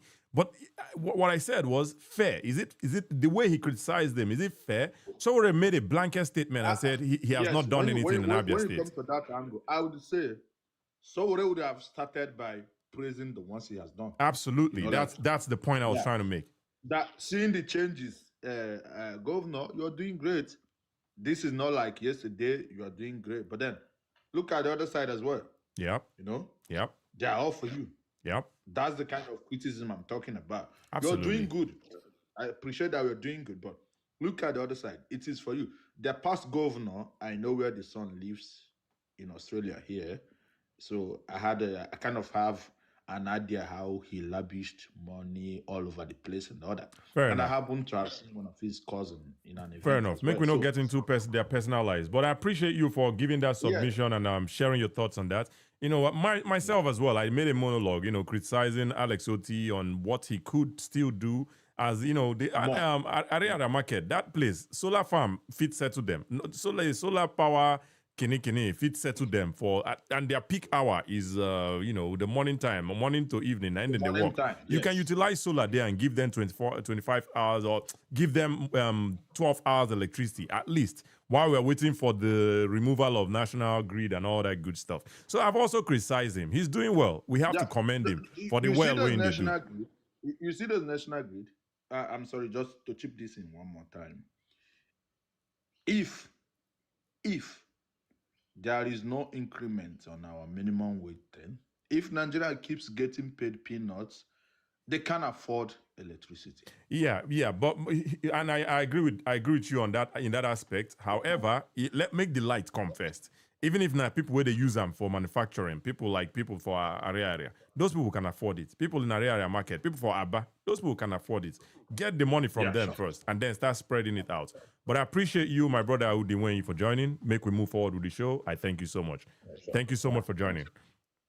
All right, that was a very good conversation we had there, and I appreciate you, my brother. You talked about the Eastern House, Concord Hotel, Hotel Presidential. You know, these things, they were built decades and decades and decades ago, but they still are standing the test of time because the leaders then get foresight. You know, they did what they had to do. You also said our politicians are the problem. You know, we need to get education, political education, you know, and people should be educated and understand that government works for you. A lot of Nigerians, a lot of Igbo people don't understand this one. I was talking with a brother the other day. I think, what's that his name again? I forget his name now. I was talking with a brother the other day, maybe yesterday or 2 days ago. And he was saying, that we need our own country so that when we want to do revolution, we can do revolution among ourselves. Like, this is the mindset of these young or some of our Igbo brothers. It's alarming. Like, how can you be thinking of getting a country so that when you want to do revolution, you can do revolution and nobody will stop you? Have you thought about North Korea? North Korea is a country that everybody look alike. Everybody, they speak the same language. Can they do revolution? You try it, they buy you immediately, buy your generation, buy. So all this education is what we need to do. And that is what I'm hoping to bring to the Beer Parlor show. And we will continue to do them, regardless of all the hate and cost. Listen, some people hate my face. Some people hate my voice. Anya Nambra, my sister, she be they say, Ingo just sit down there, we are headphone. They talk not. Yo, if I don't wear the headphone, how am I going to hear what people are saying? Like me wearing headphone is a problem to these people. I mean, if I don't wear this headphone, put them for speaker, there's going to be echoes. So do you understand what I'm saying? Like, people hate the existence of somebody like me that dares to come out and question Igbo leaders. Yeah, absolutely. That's the education Udiwenyi, I beg, help me, mute yourself, please, so that we don't get echo. But anyway, people hate the thought of an Igbo person coming out and asking questions. They hate the thought of that. If you do it, then you are Sabo, then you are Sabo, then you are Sabo. No problem. I be Sabo, no problem. Thank you again, my brother Udiwenyi. Christopher Ubogo, I know you said you had a submission or something you wanted to put. We need to do. I know they like calling submission for here because at some point I might have to come in and ask you some questions. So it's a conversation. So you had some thoughts you wanted to share before you went to bed. If you're still here, please unmute yourself. Let's talk about it. Okay. One of the things that is we are doing wrong in the Southeast is that we protect our own, even when they go wrong. But we can go far to criticize others and even look for a way to unalive them, even when they are doing exactly what our people are doing. Yep. Not just even in politics, even in our day in, day out living. We protect the bad hairs among us. For instance, something happened in my community. A young man, collide with some people and decide to flame people into armed robbery. With gun, want to flame them into armed robbery. Beat one of them, naked him, and so forth and so on. Brought gun and said they came to rob him. Guess what? When we took the matter up, wanted him to pay dearly for what he has done. Not only that, he brought some unknown faces who he claimed to be police escorts, and there is no evidence that the people were police escorts. Guess what? The community came and said, "Look, onye gburu nwanne ya abụghị odogwu, onye gburu nwanne ya abụghị odogwu, onye gburu nwanne ya abụghị odogwu, nwanne ya abụghị odogwu." Now, they looked for a way to shield that young man who should be giving account on how he got guns. Yep. What the guns were doing in his house. And the bullet, not one gun, like 4 or 5. What they were doing. The names of those so-called police escorts. The community shield this guy. Yes. Now, when you shield your own people from criticism, from paying the real price, of their wrongdoing, you will never build a better society. Absolutely. Better society must be anchored on transparency, fairness, and you know, and mutual respect. Unfortunately, we don't allow you to drive here. Yeah, we don't allow you to Sadly. drive here. Sadly. Yes, that is why we first, condemn others and protect our own. Yep. That is a very, very big problem we have. Absolutely. And the case is the case of this case is a direct case of Nnamdi Kanu as well. They always tell you, oh, what of Giwa Abigawa, that guy, Giwa, I don't even know the guy's name. Oh, what of these people? What of these people? It was out of Sunday Igbo. What of this one? What of that one? What about Nnamdi Kanu? What about Nnamdi Kanu? What about him? What about him? Anyway, thank you, my brother Christopher. Thank you, Mr. Christopher. I appreciate that insight and make we move forward with the show. Let's keep liking, by the way. Let's keep liking and sharing and get more people to join the conversation. I think we have 1 more hour to be here. About 1 more hour to be here, and we'll call it a day. But I appreciate you guys so far for being here. Thank you so much. All right, God over all. He says, Biko kwo Igbo. Ndị mmadụ nwere ike idekọ ya. It doesn't matter. Let's speak it in English. I mean, I don't even too sabi speak Igbo like that. So, even if I could speak fluent Igbo, I still go prefer make we speak am for English. Now, for public, we dey embarrass ourselves. Make we come talk am again for public. That's my opinion on it. But anyway, thank you, God, for telling us that. I appreciate you. All right, Mr. Christopher, thank you so much for being here. Thank you so much. I appreciate you. Thank you. All right, one Odev Africa. I don't know if I can add something, but I'm not Igbo by tribe. Yeah, this is an Igbo conversation, but I appreciate you for being here. Feel free to stay and just learn and leave your comments in the chat, and we'll read it at from time to time. One there, Elijah, he says some even hate others for just breathing. Absolutely, absolutely. Stay Woke says Biafra is what we are doing wrong. Yep. My brother, Minister of Violence, he says, so there should be a system and method in criticizing Alex Oti as per Golden Bingo. Joker. No, my brother, I'm not a joker. And I'm not making a specific way to criticize him. No, I hope you can understand me, my brother. I hope you can understand me. Alex Oti should be criticized. Absolutely. He's a public officer. He's official or officer, whatever. He's a public official.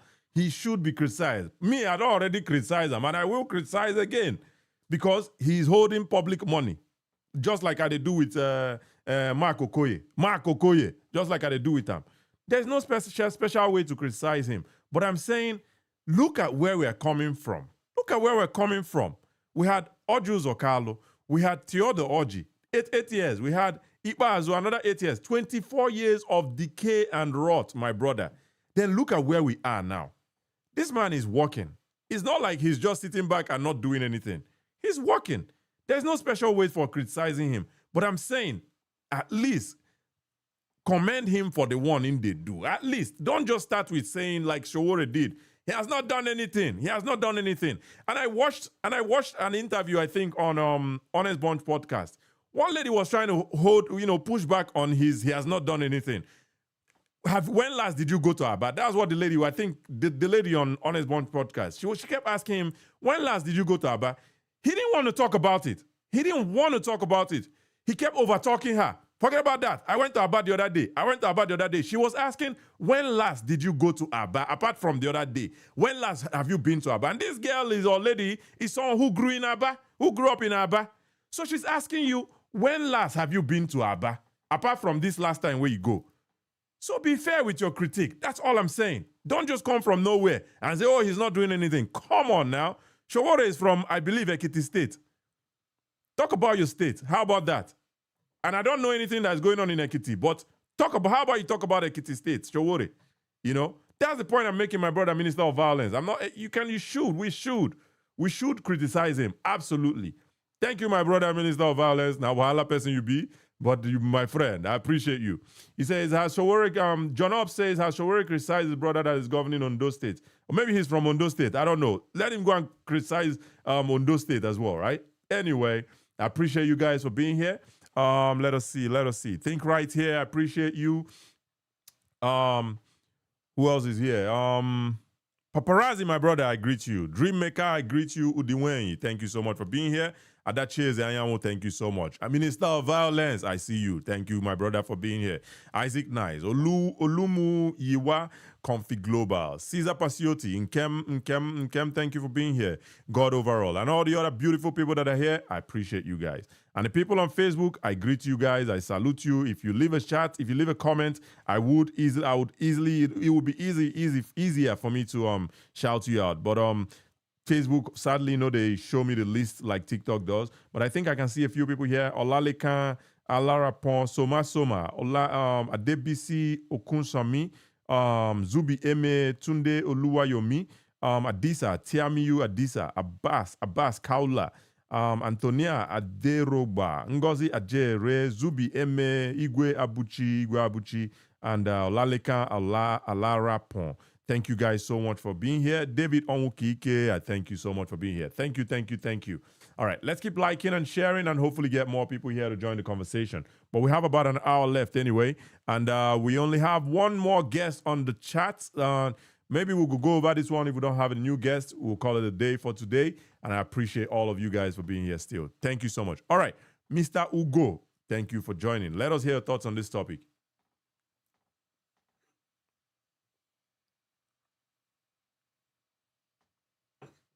And Dreammaker, I see the roses you sent. Yes, we can hear you now. Just give me one quick second. Make a shout out to the people who don't give me so far. Checkmate, thank you so much for the hat. Dreammaker, thank you so much for the roses. Use roses, shower me. I appreciate it. And Kehinde, thank you so much for all the roses. You don't use roses, shower me as well. I appreciate it. And all the other beautiful people that have gifted me. Obeni Akin, thank you so much. Max Maron, and all the other beautiful people. Michael APC, thank you so much for the rose. I appreciate you. Udiwenyi, thank you so much. Thank you so much, guys. I appreciate you guys. All right. Mr. Ugo, let us hear your thoughts on this topic. Thank you for joining. And thank you for your patience. Yeah, thank you for giving me this platform. Before I continue, I have to appreciate what you're doing and still gaslight you. No wala. Yeah. Now, let me start from where you stopped. You talked about the governor of Abia State. You gave him appraisal for what he has done. I think it is only someone who don't know Abia State many years ago or some years ago that will come and not giving that man appraisal.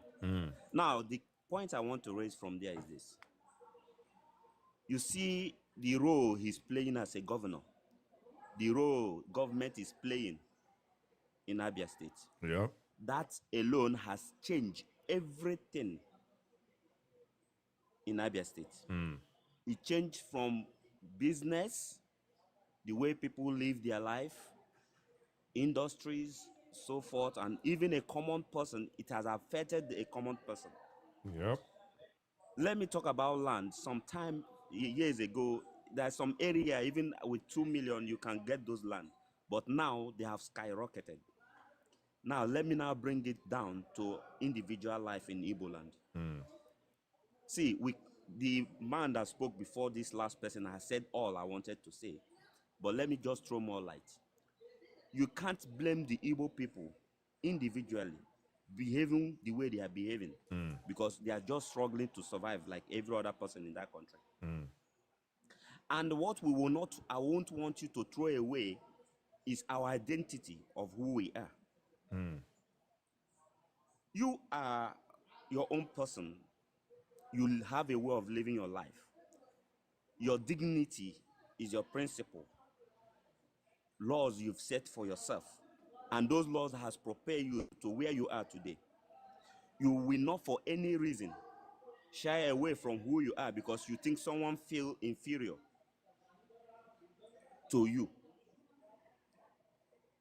We the Igbos, we have a way of living our life. We don't pride ourselves in what we don't do. We don't pride ourselves in what we can achieve. You talk about commerce. We've given our best. I'm talking about individually. I'm not talking about the role government is supposed to play that is not playing. I'm talking about individual, an average Igbo person. Now, what is it that we are doing wrong? There are some certain things we do wrong. And why is it that we are doing it, we get those things wrong? It's because of those principles which you are condemning now has been taken away from us. All right, and let's talk about the principles, right? What are those principles? You said the identity of who we are. We shouldn't lose the identity of who we are. Who are we? Ndibo. Yeah, we are the Igbos. We are the Indebo. Okay. We've occupied that space for thousands of years. Okay. We have a way of doing our things, which has been laid down to us for generations. It's quite unfortunate that we have lost those values. And that was the next question I was going to say. Like, what are these ways that we do our things? Because, whichever way our ancestors been doing, I don't see it happening now. Wait. Let me come to trade now. Okay. Let me use trade as an illustration. Okay. This is a system that has been there for years. A system where you adopt a person, teach him the trade, or her, most especially him, the trade. Meanwhile, he will serve for like 7, 8 years or 10 years above, it depends on the agreement. Now, after you equipped him with the information about the trade, now you settle him. Yep. He becomes a boss of his own. The thing keep going around. Okay. Now, these days, you find a situation whereby people come to learn after spending years, the master will find it difficult to settle him. That's a problem. But I don't think that it just started in recent times, though, even though we don't have record of the past. It's more common now. Yeah, absolutely. It's more in our faces now. But make I ask you as well. Iba boy, I agree with you. It's our heritage, right? Ito Akwo, is that our heritage as well? Again. Ito Akwo. Yahoo. No. That is why I said the system, and when there's many things we now introduce, which is not part of us. So when you see young Igbo people now saying, there's this phrase they use, now, these young Igbo people, they go say, egombute. When you see young Igbo people, young Igbo men saying egombute, is that our heritage as well? No, it's not our heritage. Ndibo, we are known for akaja aja nebute onu mmanu. So we are losing these things. And that is the reason why we are having these conversations. Let's talk about what is going wrong. Why are we losing these values? Yota, that is the basis of this. It's not, Governor Alex Oti, he's doing what he can as governor. He could do better. He could do more, absolutely. The Iba boy, I love that. We could transform it and make it even more modern. We could. But there are these other lost values that we are learning. I don't know where we're learning it from, but we're learning it. And it's decaying who we are. Let me tell you where, sorry, I have to cut you now. Go ahead. Let me tell you where we are running from. The people directly reflect the kind of government they have. If you have a corrupt government, then you can wait here the people know. If you have an organized government, you can wait here the people know. Now, if you after drinking that pure water, you will find it difficult to throw it on the floor. Because you have to be insane. Yeah. But in a bunch of government politicians in our parade themselves, the people want to be like them. Now, this take me to what we are doing wrong. My brother, let me tell you this thing. You can't not quantify what we are doing wrong when there is no pure leadership. Because can you sanitize it? Wrong, all with the leaders. Yep.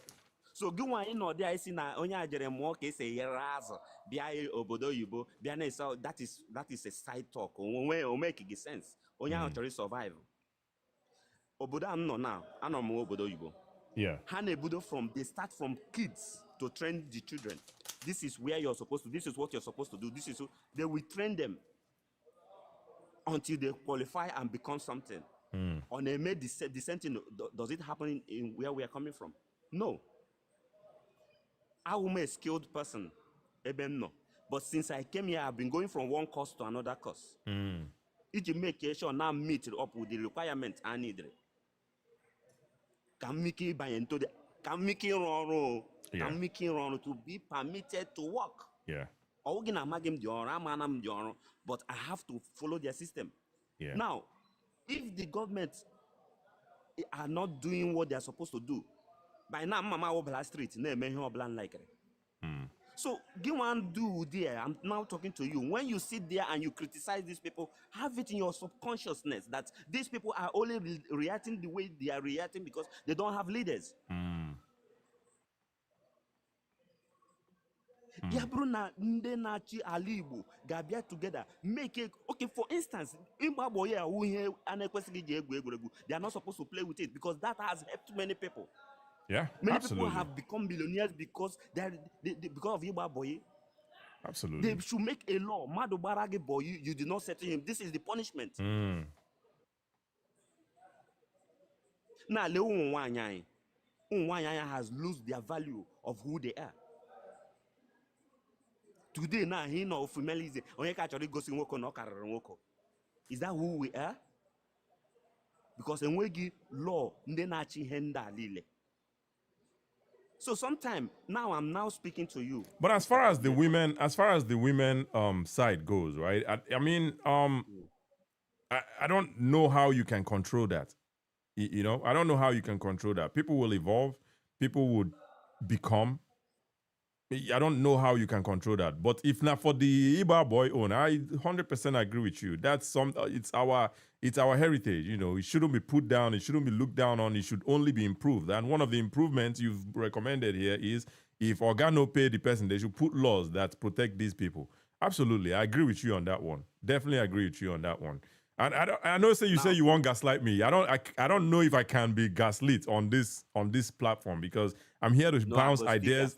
I'm here to bounce ideas with people and have conversations. So I go gaslight you. I want to finish the topic where they done. All right, make we continue. I mean, but yeah, as far as Umu Igbo, what are we doing wrong? I think we are doing a lot of things wrong. You know, in terms of leadership. Leadership is obviously the one at the forefront, right? You know, you cannot take that one away. And I agree with you. If the leadership is corrupt, the people waiting the lead, they're going to behave like them as well. And that's where all this decay is coming from. You cited Abba. Say Abba is a case study of now it's very clean. And Abba is very clean now. If you drink pure water, finish. Why you go one through one for granted? Because you're seeing the city is clean. Why would you, in your right mind, want to leave, sachet or dirt on the floor, right? So yeah, I agree with you on that one. But make we continue here. I'm waiting for I think you don't. They almost finished the gaslight that they find them. Anyway. Wait, yeah, they come. Now small. Okay. Now what am I trying to say? Now I spoke about our female. Will you agree with me that before when Nigeria Constitution, when traditional Constitution? I don't know about that. And when Iwulile has been in place, which has governed the people know that time. Oh yeah, it would. Yeah. Ibiana. Ordinala. Yeah, omenala. Yeah. Yeah. Now, Ibiana omenala Igbo. Unwanya we secret nearby no. And they do unwanya egwegwegu. I want a high value nebu unwino. And don't wine on when nevu as gold. And how want to honor example menyego Abarayot 1929. How manner the value how want to name. Make we speak more English so that the guests will carry everybody along. Yeah. Riot 1929. Yeah, you feel mix Igbo, but make don't make them completely Igbo so that the guests will be carried along as well. I get you. Igbo women, they find out that this is not right. We have to protest. Okay. With the support of their husband. We treat our women like a demigod.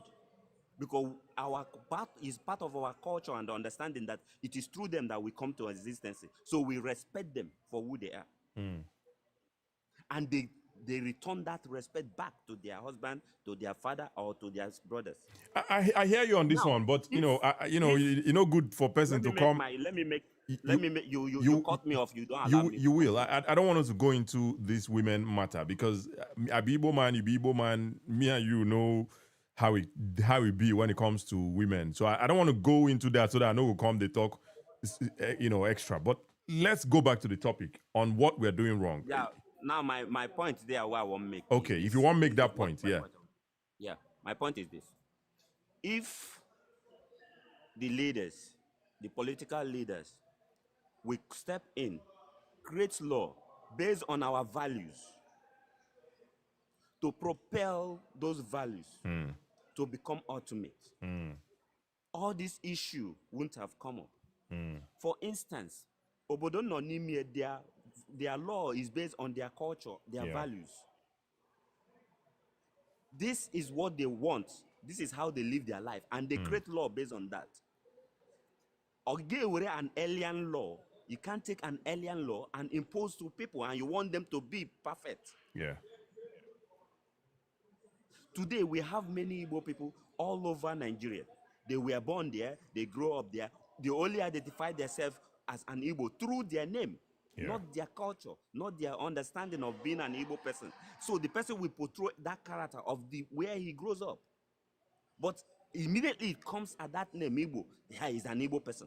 But that one is kind of subjective because, again, if you're born Pekin for abroad, the child is going to be who they want to be. If you force the Pekin to be who they don't want to be. Even for Nigeria, it's the same thing. You get children when they're born for Lagos, they don't understand the culture. They don't know anything about the culture. I understand. It's just what it is, right? I understand. But now my point there is this. I was born in Lagos. I grew up in Lagos. If not the fact that I went to East, I spent about 10, 12 years there, and I'm back to Lagos. I understand values. I have friends which are still Igbos. They don't understand the Igbo values. Yeah. But my point there is that when they will portray that character, immediately you hear that name Igbo, they will say it's an Igbo person. Yes, they are right. But the character might not be an Igbo character. I don't know, man. See where we get the conflict. Yeah, I hear you. If person, let's speak plain English, right? If person will be Igbo thief for Lagos, because him be a Igbo name, you're saying they will come say, this person is Igbo just because him be a Igbo name, even though he don't understand the culture. But in every culture, thieves day. In every tribe, thieves day. In every country, thieves day. People go thief. It's not like the Igbo are saint. And again, that's why I agree with the previous guest when he said we have this superiority complex of we did better than every other thing we're on earth. It's not true. We are just human. We just be human being. We get flaws. We get our strongholds and stuff, right? So we're not the yardstick for human being. We are not. We're just human. So that's again where I agree with the previous guest when he said this superiority complex, we need to drop it. We need to drop it and walk in the world as the world is. Okay. Now let me say something. Yeah, if you want to say that, if you want to use that one and round up so that we'll go move forward, my brother. Yeah, I'm trying to round up. Yeah. And now there is the time I gaslight you. Okay. Let me say, you as a person, do you believe that I'm far more better than you? Your value is too small for me. We accept that. I mean, I don't go back. I don't think anybody is better than me. You could be better than me, and maybe. Why is it that you don't think I'm better than you? I'm better than you. Accept it. No, that's your opinion. That's your opinion. Me and you, sabi me, I know sabi you. So if you say you better than me, that's your opinion. No problem. Make we go. If now, maybe now, 1 second. If wait, let me 1 second. Hold your thought. Hold your thought, please. Hold your thought. Hold your thought. When I'm done, hold your thought, please. Hold your thought. When you say you're better than me, that's subjective. Let's put it to objective metrics that we can measure. Are you better than me in football? Are you better than me in education? Are you better than me even in education? Are you better than me in what field? So if you say you're just better than me, you know, that's a very person who gets sense go look you say this person is crazy. You know what I'm saying? But that's how I see it anyway. Okay, now let me now say these things. For some seconds now, you're trying to convince me or everybody in this platform that you're better, even you don't know me. I'm not Now that is convincing you. I'm telling you that that's your opinion. That's my opinion, but you're now your own inside opinion is trying to oppose what I said. Now let me put it down, my brother. Let me put it down so that I will be in this will be in a very I will talk in a way where people will understand them. Oga, who you are is who you are, and the way you carry yourself go determine where you go reach for life. If it is say you be rag to any other person. If it is say you be nobody, Oga, you're nobody to anybody. But if it is say you there at the top notch, even though you know they are that top notch, behave. That thing will affect your character. But I'll tell you this. I'll use this one word and end this. I'll use this one word that will end the conversation. It's all about outcomes. What are the outcomes? You can say you're better than you're the better than everything before fried rice, but let the outcome is the outcome that matters. Okay, should I give you the outcome? Should more give statistics of the Igbo people outcome? I'm trying to move forward. I'm trying to move forward, my brother. But I appreciate you. That means you too, self. You are not straightforward. When you're handling issues like this, you should be straightforward. Don't come out and you speak against people. You try. Millions of people are listening to you. You want to gaslight them. You want to kill what they stand and what they believe for. I'm not gaslighting anybody. I'm not think you want to get favor from every other people. All right. Did they hear me, so? All right. I'm not gaslighting anybody. I'm telling you, if you think you're the best, that's okay. That's your opinion. But it's all about outcomes. What are the outcomes? And I try to explain it to you with objective metrics, things that you can measure. Where are you better than me at? Is it football? Is it where? If you just come and make a blanket statement, I'm better than everybody, I'm the best in where? Let's talk about it. Where? Is it in business? Is it in education? In education, which side of education? Is it in mathematics? Is it in physics? Where? When you make a blanket statement like that, it makes you sound funny. It makes you look funny. Well, anyway, thank you, my brother, Mr. Ugo, for joining. I appreciate you. Thank you so much. All right, we have Shelters Umu Bingo in the house. Shelters Umu Bingo is here. I believe that the scent of the shelters don't they smell already.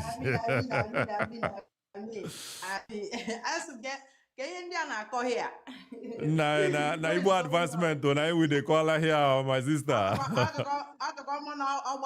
So that I can move on. Na the shelter smell. Na the shelter smell. Kachi, my brother, I greet you. I greet you. So I think you know that let's be very, very clear. I know that Igbo people, we love to tell ourselves that we are different. When it comes culturally in Nigeria, we really are not that different. A lot of the things that kind of are wrong with Igbo people within Nigeria, if you look in other cultures or other tribes or regions, you see it. The difference is how we personalize those things, right? Like you were asking about, say, like outcomes. Having high self-esteem is not a bad thing, but that's not. And I think you were trying to make that clarification, but it got lost in his understanding. But let me kind of extend it, right?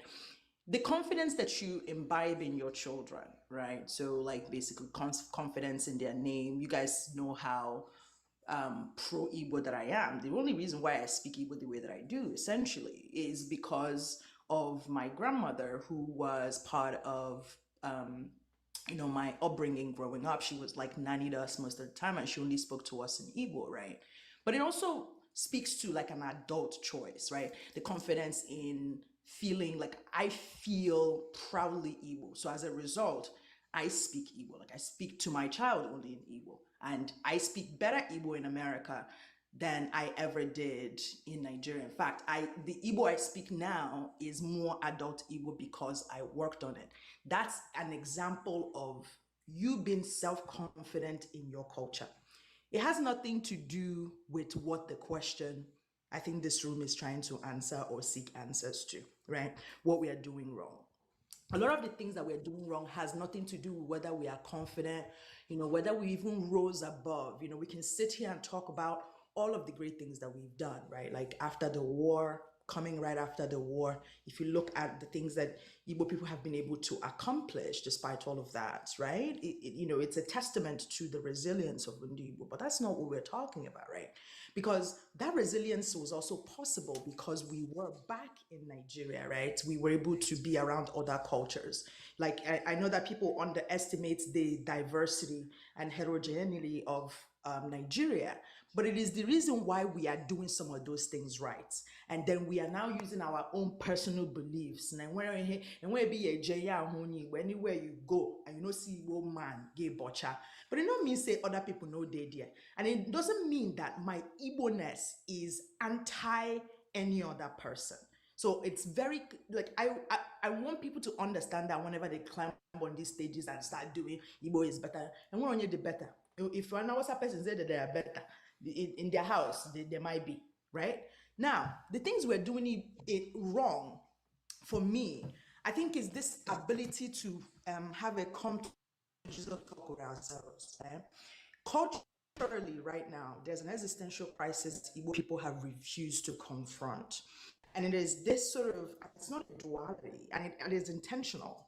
Because the people who had that as a goal, what am I talking about? Sort of this agitation, right? Like my mom would say. It is essentially like you're walking dead. Like, Nigeria.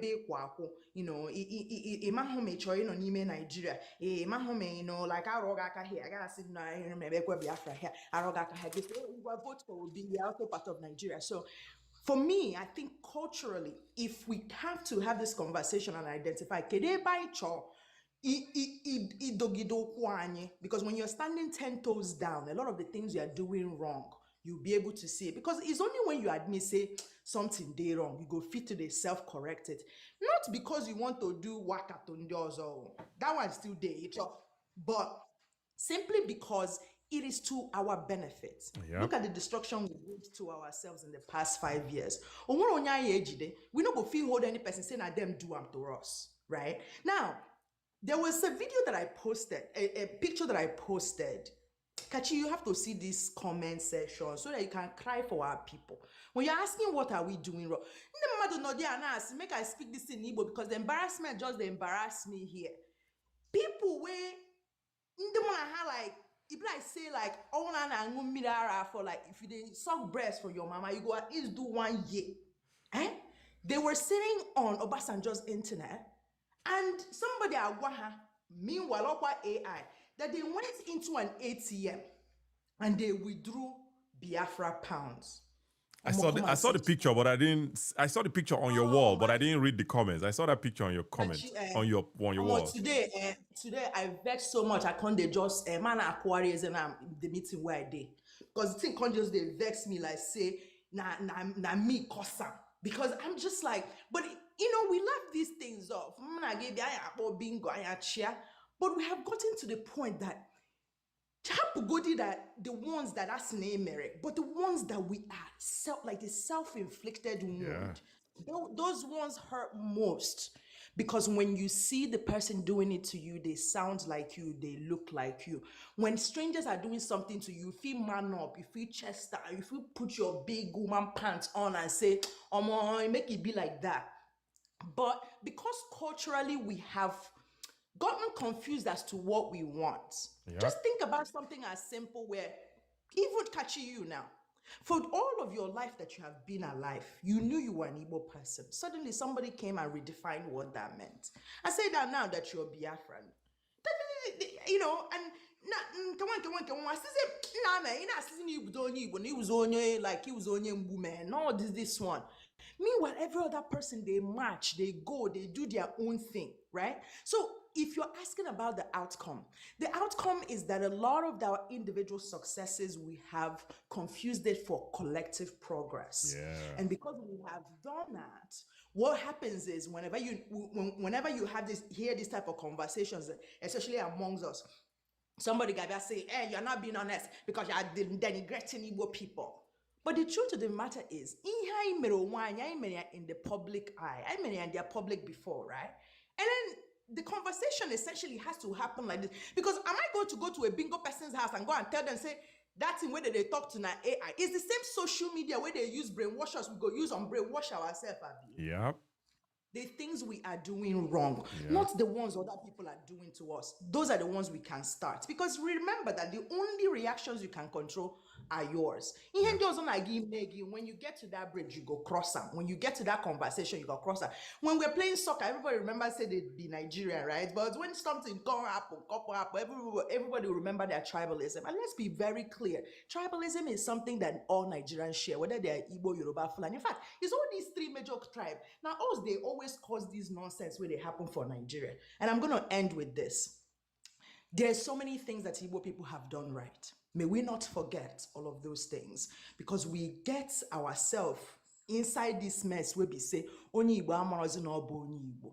Igbo na-ebuzi nwanne ya, a joyous no in the name of Biafra. Anything that will bring in Nkewa and Ntisa for people who don't understand Igbo literally is like, Nkewa is like divide. Ntisa is to scatter, right? So anything we go bring that in, that is part of what we are doing wrong. And there's still opportunity for us to do those things right. But we have to first acknowledge, say, problem day, that we can start self-correcting first with our mind, first with our orientation, first with our acknowledgement of the things that we do want out of Nigeria. Because you see that Nigeria, it belongs to all of us.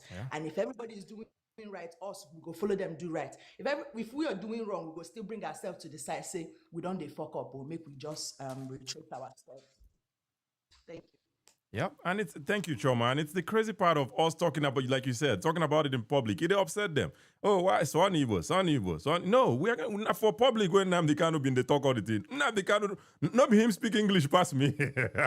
Baba, we no go school. I don't know where he learn your own English from, you know. But not be him speak English past everybody. But when he reach my turn, speak Igbo. Why you not they do like this?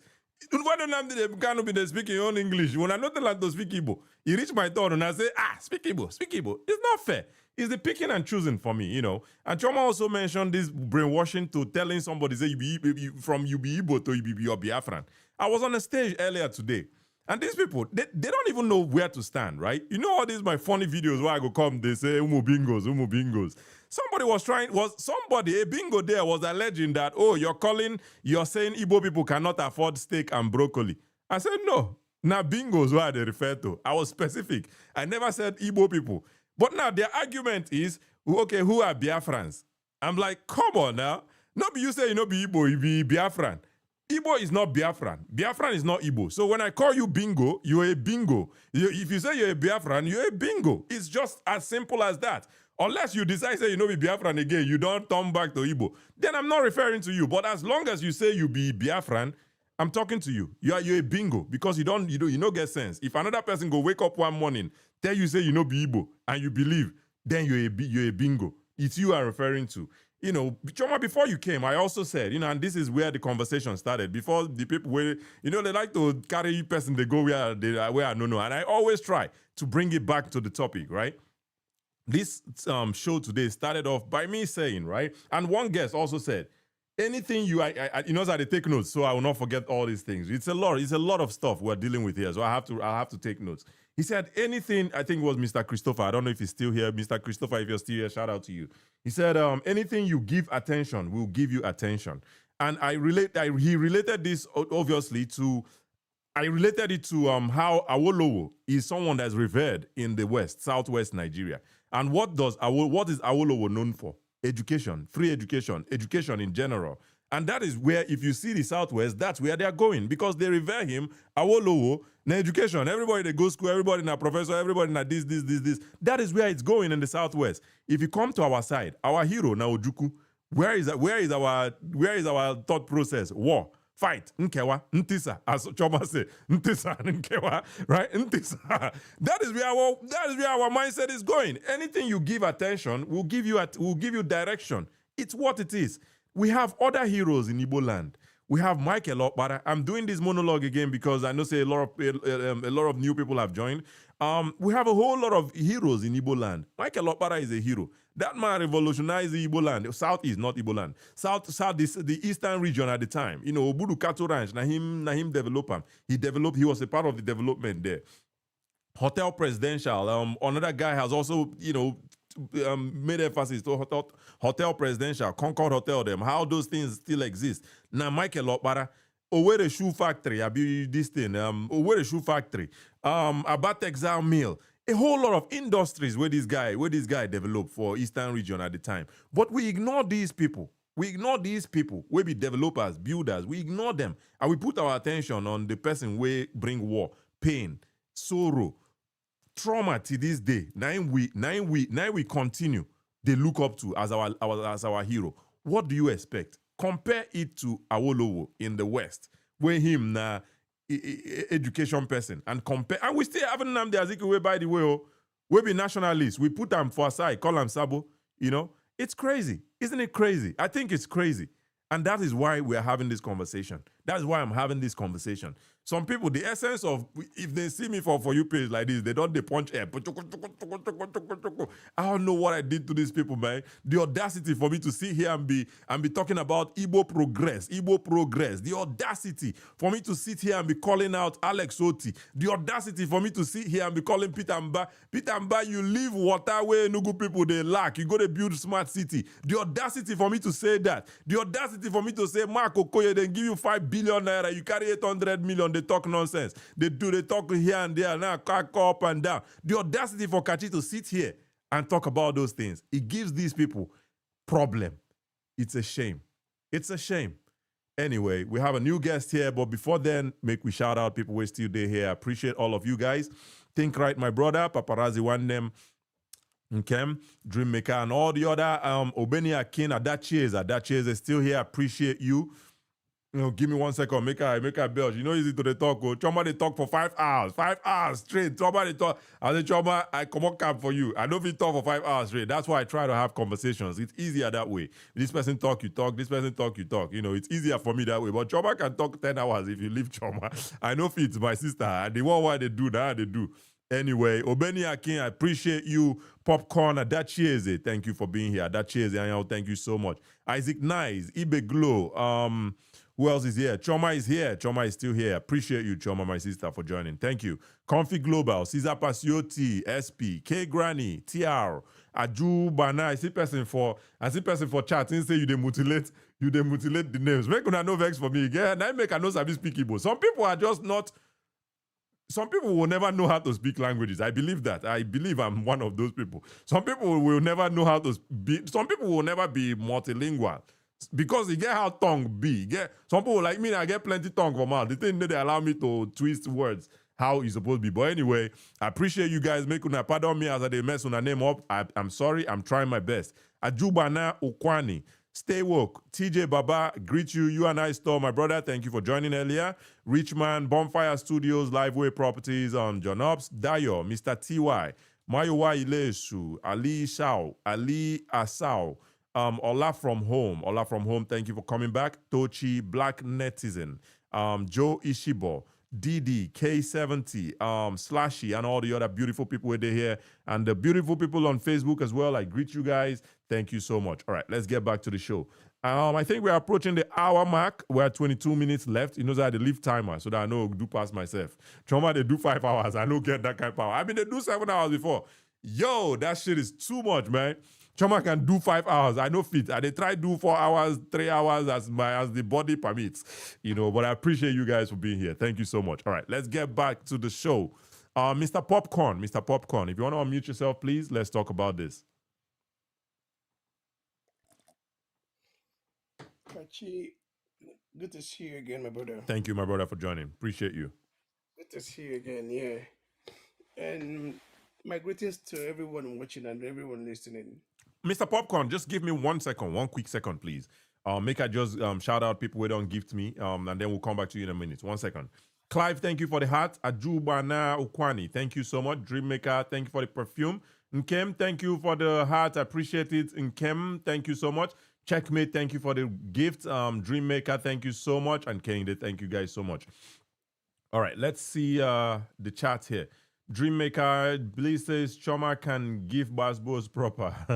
Me, I know Sabi Basbos, so only your mama, your papa, Sabi do. If you pass your mama, your papa, I know Sabi any other one, no.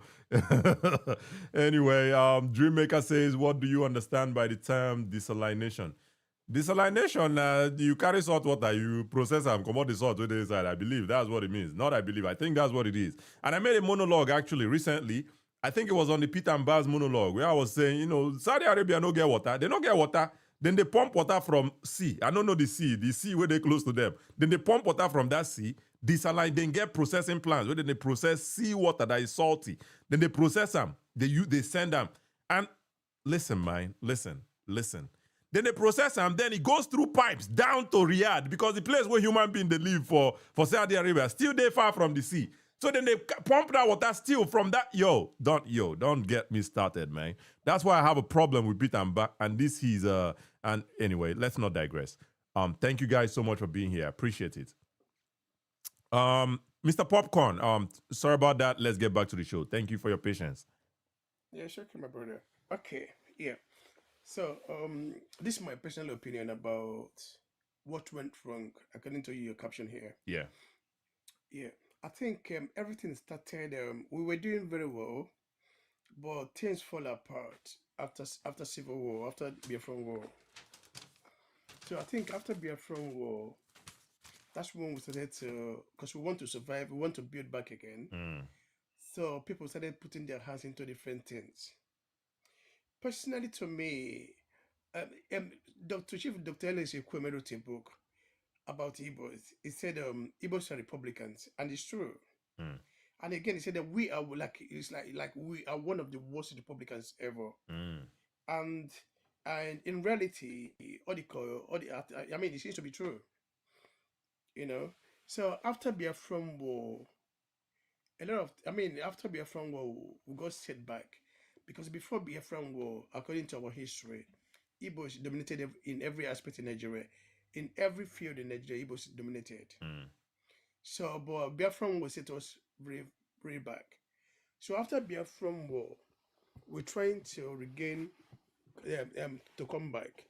So in the process of trying to come back, our people started doing all sorts of things to make money. And that's where I think that's where the problem, our problem started. That's affected our value system. That affected our culture. It affected our foundation, everything about us. Because back in the days, community will condemn it. Yep. Even that's your point. Like all of a sudden you become rich overnight. Community will question that money. They will question your richness. Then if you cannot explain it, they can even banish you from that community. Yeah. So, but at a point, how to say this? In the Igbo, we started making money anyhow without. We don't even care. We just want to make money. So let me say 419 of 18 is one of the big problems that brought a lot of corruption and evil in Igbo. K4. That thing 419. I see. Yeah, that thing brought a lot of because let me give you an example. How can somebody, because he made money, then he went to acquire a title Okwote Keneze? That's very arrogant name. If you know the root meaning of Okwote Keneze. You stand up, person will stand up the great king, Nabi. Exactly. That's very. I hear Igbo. I don't know that one. I think I don't hear Igbo. I don't understand everything for Igbo. Now just to speak can be the problem. So that's that's very arrogant. Yeah. How could it be such a name? Yeah. Eze is not individual. It's an institution. You are respecting the institution. So again, the what changed? What happened to our core value system? Yeah. It happened to the outsiders as well. It happened to. It's everywhere. It's not only in Igbo land. I live in England. But let's talk about the Igbo own. If you've said, and I somewhat agreed with you until you just said what you said now. If you say that the war affected the Igbo people, what about the other people that you also just said now? Hausa people, Yoruba people, they didn't fight. There was no war in their side. So, the decay obviously is a Nigerian problem that we need to talk about. Yeah. But this one is specifically Igbo. So, what about the other people? What spoiled their own? they have their own as well. I mean, I'm not them, but if you speak to them, they might even tell you Fair what's enough. for their own as well. To Fair be honest enough. with you, Fair enough. yeah. So I think it's everywhere. But our own is no problem. I was in people because I always say this. I want Bundi, but no problem. I way. Mm. I they very arrogant. Mm. But if we're a lot of Bundi, but America, I grew up in Lagos. At some point, I grew up in Lagos as a young teenager or young adult.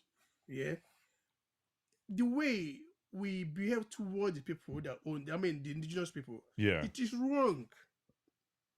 Till today, it's still happening again. When you get me like basket, go on your anyhow. Then if they're not your retaliate, I complain, but oh, go about you started this first. Yeah. You started this first. So we should, and again, I'm not coming back again because somebody said something earlier. I don't know where. Okay, I think Choma. It was Choma that said they send social media or internet that we use it, but I don't know how we're going to do it because Now like this, my brother. Like this with me and you sit down they talk. Now like this we go do. I go to Nigeria every year. Mm. I travel around. I mean, what I see sometimes on a memo, I shed tears. Mm. Whenever I go to Nigeria, like I would say, even when I live in the Western world, so-called Western world, are more reserved than those people who live in Nigeria because they don't care. They're wild. Yeah. Our people are wild. There's no culture anymore. There's no value anymore. There's no respect anymore in our society. Yeah. If you don't speak money language, nobody cares.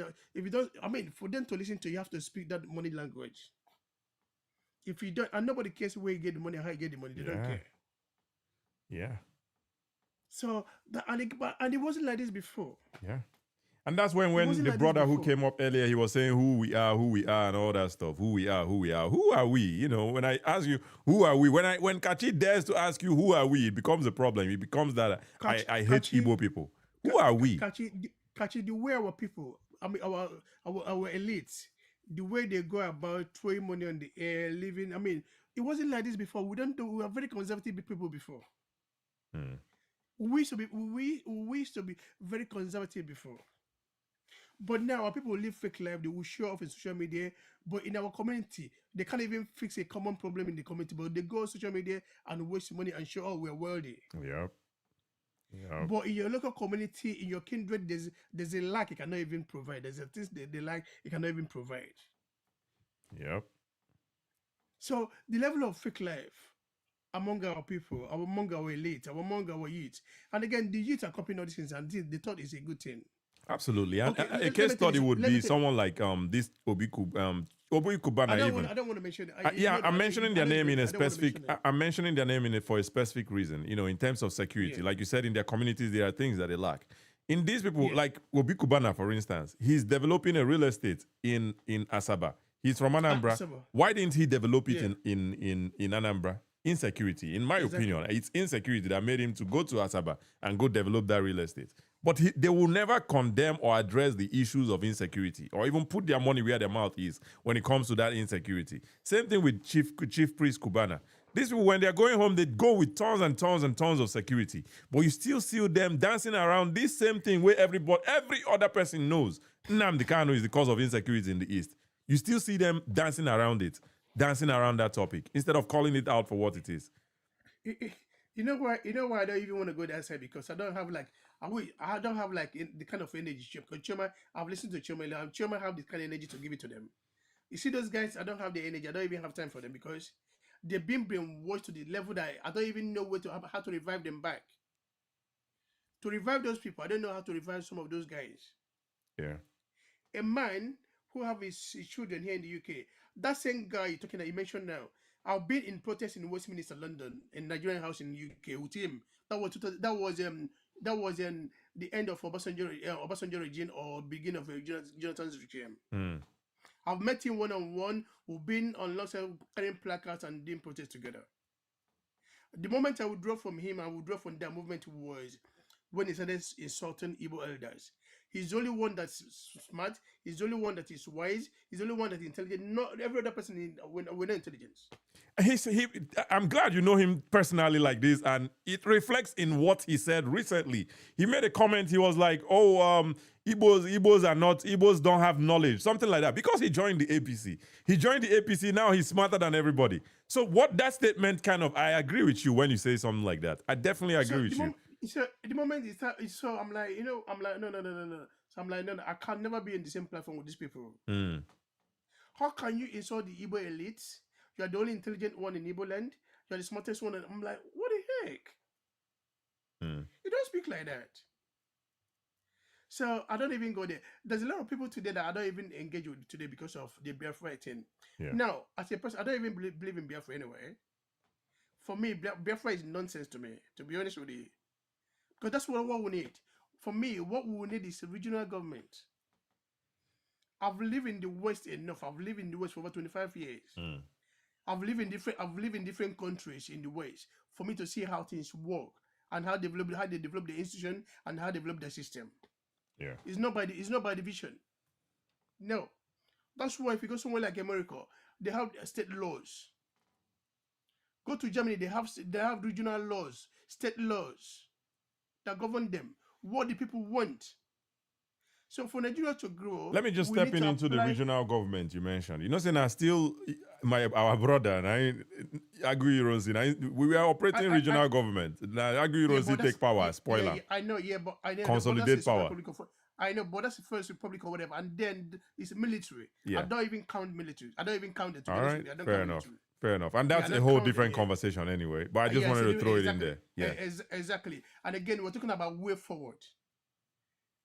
You see, about way forward. Absolutely. Not because we're not talking about the mistake we've made. Absolutely. For me, I believe in way forward. Absolutely. Yeah, but we can remember the past as a reference.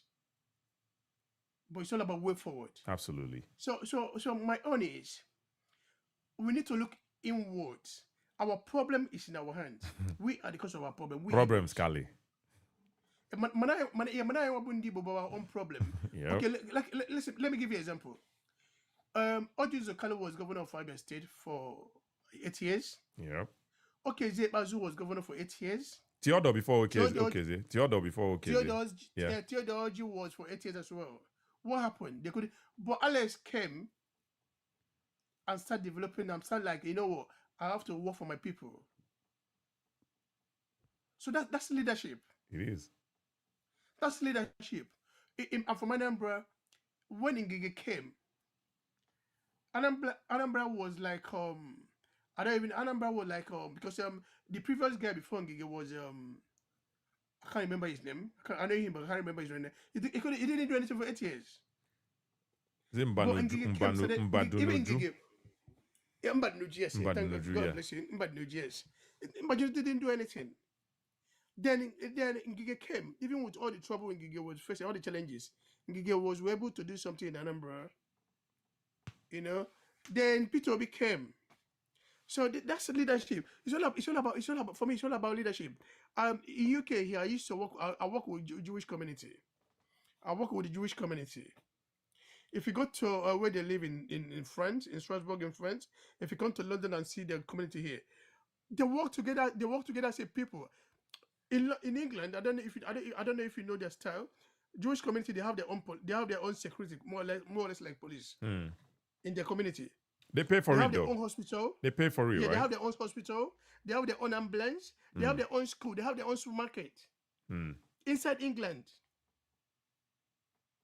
So if we as a people want a better life, we should come together as a people and know what we want and provide it for ourselves. Yeah. Now look at when Buhari was the president of Nigeria, we Igbos were complaining of marginalization and what have you. It was true, but my question was how was it true? How was it true? No, it was true. It was true. In what regard, though? But this is my in what regard? Hold on, please, 1 second. But my question to them was no. I'm not going. I thought you were going to address it. How true is that? How true is that? How true? Yeah. Okay. Let me break it down. It was true because. Tell me how many capital projects were in the Southeast? The bridge, second Niger bridge. Second Niger Bridge was commissioned under Jonathan started it, not Buhari. Buhari started and finished it, to my understanding. Buhari started and finished it. The groundbreaking of the place was done by Jonathan. But no actual work was done. Buhari started and finished it. Well, they started drilling the bridges, the rivers, and started putting things in plan. The blueprint and everything was. Blueprint are just drawing now. And, it's not the work. Blueprint is just the drawing. Right? The blueprint, the budgeting, the budget, everything was done under Jonathan. All right. I mean, I think you can believe what you want on that. The facts would remain. I'm not saying mine is the facts, but I can believe what I want. You can believe what you want. The facts will always remain. I mean, it's just what it is. But talking up, absolutely. Exactly. But talking up, saying capital projects were not done during Buhari, that's not true, because I just cited whether it was started during Jonathan or it was started during another person. Buhari finished it. At least we can both agree on that. Okay, I can point out few more. Onitsha Enugu Expressway was even today. See the anyway. Today. Who is the Minister of Works right now? Devumai. Igbo man. So why is he not doing it? And tomorrow we go come out again and say we are being marginalized. I haven't gotten to there. I haven't gotten to there yet. All right. I haven't gotten to there yet. So yeah. Even the Buhari, or even on the Buhari era, it was good. It was our brother as well, Amechi, who was Minister of Works, yeah. Minister of Works, yeah.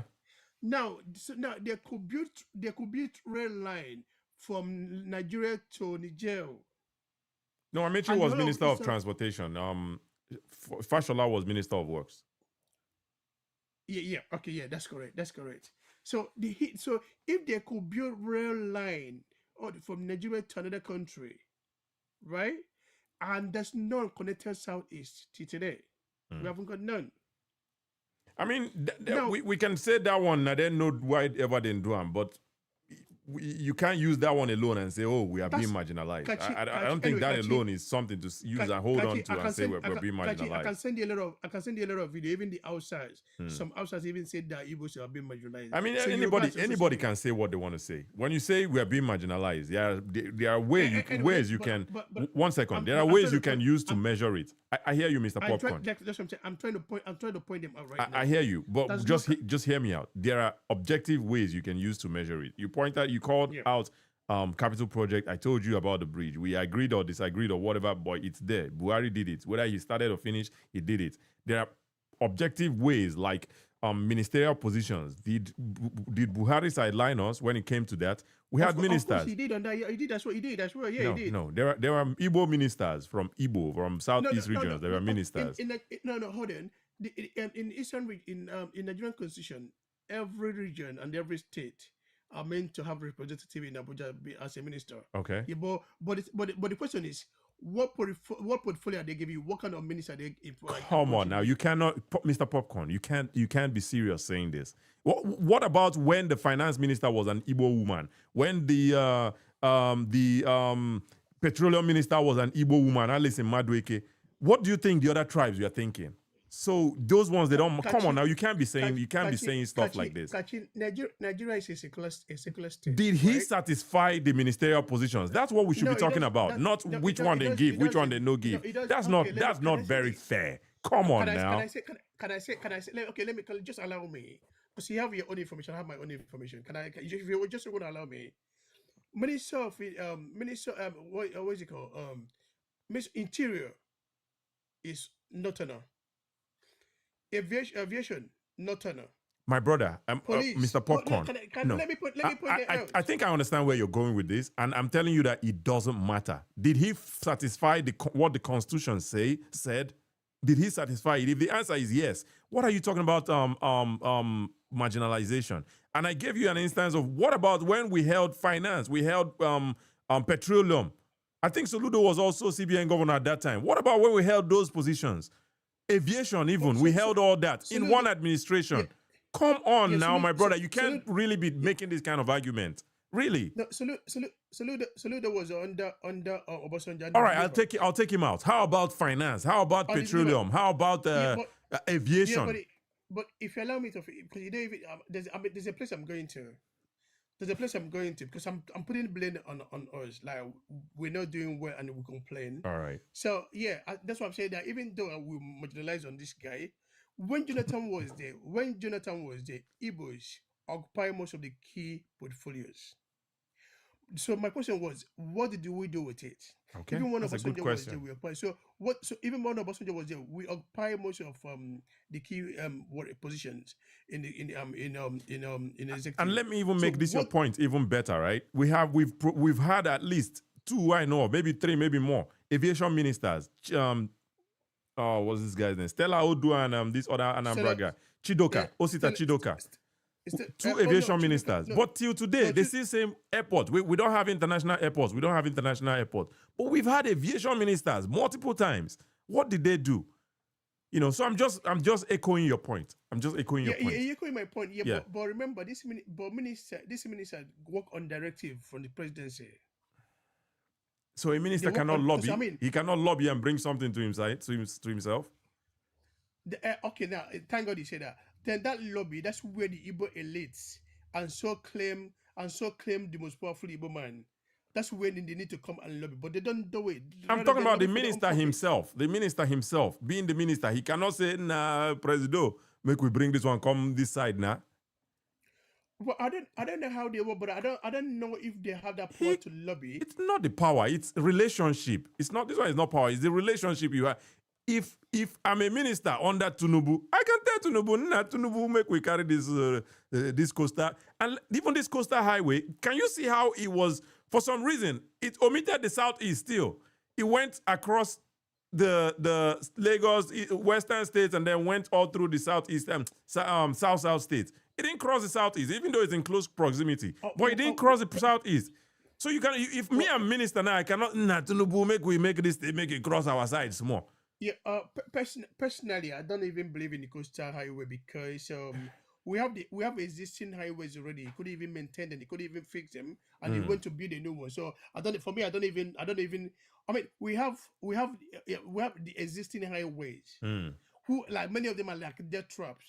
Let me, Kachi, last year September, I went to Nigeria. I was traveling from Lagos to the east. And that very day, there was a heavy downpour effect. I don't know if you can remember the specific date.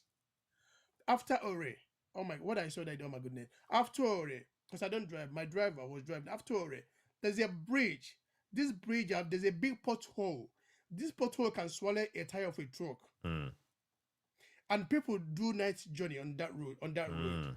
So I asked my driver, please wait, park. Let me take a picture of this thing and forward it to a blogger I know on TikTok, so that this person can send it to whoever it may concern to come, because it's a death trap. It's a death trap. Yeah. My driver was like, "Oh, okay, I don't thought this. No, this place is there." I said, "Please wait 2 seconds. Nobody, even here, everywhere there, but nobody will go to Hamas here for 2-3 seconds." Yeah. Because I mean, I couldn't believe. I'm like, "What?" I said, "Please, this guy speed off." I hear you. I was mad at If it. you want to This come guy's- back to the conversation so that we can round up and go to the next guest and call it a day, actually.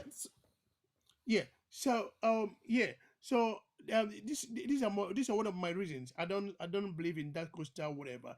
There's so many highways in Nigeria that need to fix and build. Fair enough. So you can't just leave them. I mean, it's a death trap. You see, but you saw what happened. You saw the pictures of what happened in December when people sleep on the road for 24 hours. Yeah. More than 24 hours traveling to the east. Yeah. They can't people Bini bypass. You can't even go through that place. Yep.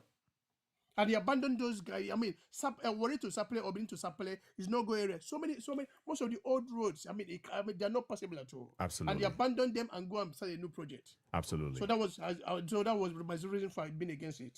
All right. Thank you, Mr. Popcorn. Though we need to move forward at this point. I don't pass my threshold. I need to move forward. But if you just want to round up in a few words so that we can move forward, yeah. Yeah, we need to look inward. Right. Most of our complaints, we are the cause of our problems. So we need to correct our ways and go back and to the drawing board. Absolutely. And see how we got it wrong and get and have a rethink. Absolutely. Thank you, Mr. Popcorn. Yeah, thank you so much, my brother. Appreciate it. Thank you for coming back to the show. Appreciate it. Thank you. Yeah, thank you. I appreciate your time as well. All right. I see the coastal road, I think I mentioned lobbying it today. I was just giving an instance, right? A general instance. Say that is something you can lobby, but it makes sense. Someone called me out on that one on the chat, and he said there is no coast in the southeast. Absolutely, there's no coast, and it's called a coastal road for a reason, right? So that makes sense. And like I said, also it's in close proximity to the southeast, so it's still a win. A win is a win, they say, you know. Anyway, we have Mr. Savvy. We'll go use Mr. Savvy end the show for today. And all right, Mr. Savvy, you want to unmute yourself? You go there a little bit brief so that we'll go end because we've already crossed that threshold of 3 hours. But let's have that conversation. Oh, okay. Yes. Thank you very much. What do you think we're doing wrong? Thank you for joining again. I appreciate you. Okay, thank you very much. I think we have kind of a problem. We have a problem as a people, and I don't know if we've been able to recognize that we really have a problem. We have kind of two problems. Number one problem is we have kind of a bad or weak value system as a people. We have a bad value system, and number two, I think the value system is just changing. Igbo people, we had a very good value system. You know, still no be something we did for our value system. But now we see people, that is native, You know, that's what these young guys are talking about now. Yeah, the interpretation, the one you're talking about now is because it is more pronounced today and it is modernized, but it has been there. Yes. It has been there. We know when they were doing normal. Off your mic. No, we'll go back to that. Yeah. So number two thing is it seems we have post-stress kind of trauma disorder. You know, maybe because of the war and all that. You know, because if you go around the social media, most of 80% of people who kind of propel negative news, 80% come from the East. And kind of, especially when you go to X or Twitter, people kind of use that to farm engagement. It will be difficult for you to see where an Igbo man is kind of projecting good news. Rather, we kind of celebrate or wait for any breaking news of bad or disaster for us to project. And we engage on bad news more than we engage on good news. You know, so these are a very big problem to our people. If you look at even when my brother was talking about road, I don't know if I should go into road. If we pay attention to governance and most of these projects, it will benefit us more. Most of the things we were saying that they were giving us this and giving us that, most of the contractors who were handling all the projects in the Southeast are Igbo people. Exactly. So indirectly, we are also the people sabotaging ourselves. Yeah. So it goes back to the value system. You know, when you want to eat the interest of the public, you know, you want to kind of be extremely rich while the ordinary man cannot, you know, see a road to pass. Yeah. So these are issues. These are the main issues we have. But it's a very difficult conversation, but it is. We just need to say, and over time, we've been carrying this value system to everywhere we go. We're kind of becoming a bully to the world. Like, it is not just about Africa or Nigeria. When we go to somewhere else, we say, oh, it's our lifestyle. What kind of lifestyle is that? Yeah. You have a bad value system, and you need to correct that. You don't need to go to Asia or America or whatever country, Australia. You go there and live like a mad person, and you say it's because you are Igbo. No, it is not right. Yep. So these are the issues we are facing, and then it making us to kind of becoming a people that can be controlled, uncontrollable people.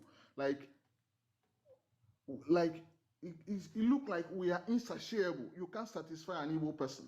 Yep.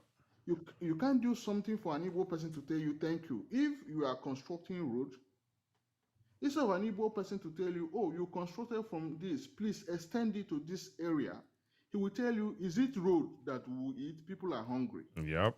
Now, if you share rice to the same Igbo man, He will tell you, you see, you are giving me rice.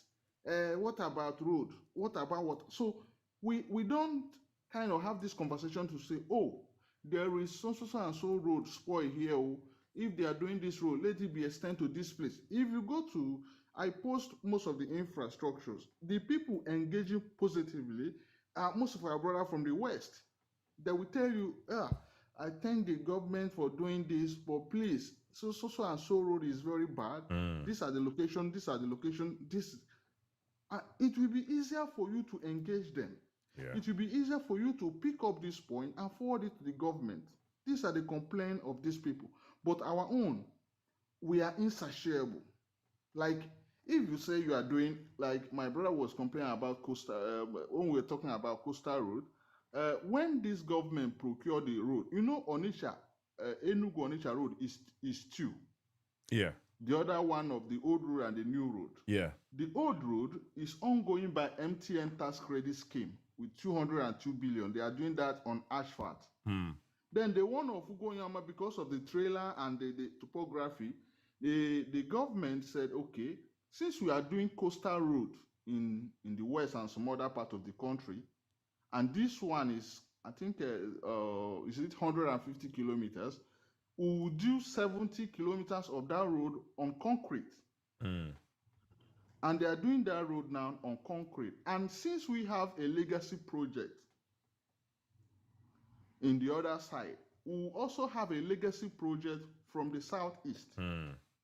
We have a concrete road, almost the same thing with the coastal highway from Ebonyi axis, from Okigwe Ebonyi axis, going to Calabar, and it's connecting to Dupani side, the axis of the coastal highway, before going to the north central. But we need to pay attention to governance. Yeah. We need to, so that we can be able to know when we need to ask questions, and even when we talk about borrowing. If you go to Twitter, our people are farming, borrowing. Tinubu is borrowing, Tinubu is this one. We don't know that if government have a budget of maybe 50 trillion, and then your revenue can only cater for 30 trillion, the other 20 trillion you will borrow to be able to fund it. Yeah. Now, if you are borrowing and you have a borrowing plan of maybe say $20 billion according to the current president. Yeah. Mr. Savi, I know I know it's kind of related somewhat because you say our people they complain, but I don't want this to turn into like a Tinubu's. So the thing is that we have this problem because had it been we have this system and we can be able to figure out things faster. Yeah. That war, if you claim that 700 people were killed, and you know that if you go to that war, your people might die in millions. Yep. Why would you go to the war? In good conscience, right? Yep. Yes. The best thing for you to do, okay. Negotiate. 700 have died. Now, how do we solve this problem? We must sit down and talk so that we can resolve this issue. Yep. You don't need to, because of your stubbornness and all that, you tend to say you want to secure your people. It's necessity. The necessity is for you, even if you have maybe anything precious to give away that is not life. Would they hear funny sounds for your background, Mr. Savi? I think it's my... You close that side now. You the brush, you the open the this thing. Okay, you don't do finish. Leave my guy. My guy for us. So sorry. So the thing is, you know that you won't win the war. Yeah. If you are fighting face to face with these people, you shouldn't go to that war. Yeah. There's no need. And then again, we overheard people saying our people celebrated when they were doing coup. Today, our people, most of our people, because they think government is not doing well for us, we won't say this thing without mixing it with government. Now, some people are preferring military. Military should take over. Yeah, isn't that something? Yes. Now, for you as a people now, you want military to take over. The same you don't want to become Muslim. You don't want to become this. You don't want to become that. Every day you are on TikTok, you are on social media, you are X. that military you want to take over, what if the military remove all those things that you no longer use them, just as they are doing in some countries? So the kind of freedom we have today, our people don't value it. Yeah. They want something different. That is the Yeah, if you want to round up with that, so that we'll go end the Yes. show. I'm running out of time for sure. Okay, thank you. I joined late. So our people, we need to always examine things, think deeply before we say things. And again, always propelling bad news is very wrong. Always celebrating bad things is very wrong. It will not take us anywhere. And making it look like it is we against the government, or it is we against our traditional rulers. You can't win. Yep. You can't make any progress. It will be better for you to engage with your government, criticize when necessary, point out issues, point out things, than for you to make it look like it is you against government. That is why the Nnamdi Kanu issue, always get me irritated. Absolutely. It makes you make we use this one round up, my brother, Mr. Yeah. Sadi. So in summary, this guy make Igbo people to understand that every Igbo leader is a bad person. Yeah. The traditional rulers are bad people. The politicians are bad people. Every other person except himself. Yeah. Sadly. So our people now concluded that it is only him that is a good person. Every other person is a bad person. Is a criminal. Is a this. They should buy them. They should buy all the leaders. They cool that they buy people. We've not recovered from it until this day. And somehow you want leaders to be quiet again. Is that not madness? So, thank you, Mr. Sadi. I will join you later. Maybe some other days. I think I joined late here. Absolutely. No wala. I don't run out of energy. I need to go refuel my energy to come back on a different day. Oh, say you don't learn Igbo. I did learn small. Most of these things we need to use Igbo. I did learn small, my brother. I did learn small. But regardless, these things need to be said in public. Whether we use Igbo, we need to use English. Needs to be said in public. But anyway, thank you so much. All right, brother. Cheers. All right, make we greet the people who on the gift us since. Mr. Popcorn, I thank you for the hot cross buns where you send me. My belly go full with this one. Thank you so much. I appreciate it. Keomo, thank you for the levelship. Appreciate it. Metashon, thank you for the gifts. I appreciate you so much. Thank you. Who else is here? Who don't gift me? Metashon, thank you so much for the gifts. I really appreciate it. Thank you so much. And thank you for being here today. Thank you, my people. Ajubana Ukwani, thank you for the gifts. I appreciate it. All right, make we salute the people who don't there so far. Think right, Mr. Paparazzi, my brother. Paparazzi one. Dreammaker, thank you so much. Master Sean, thank you so much. Obeni Akin, Adachieze, Ayanwo, thank you so much for being here all through the show. I appreciate it. Thank you so much. Fatih Moore, 410, Isaac Nice, Comfy Global, TJ Baba, Caesar Pasioti, one. Thank you for being here.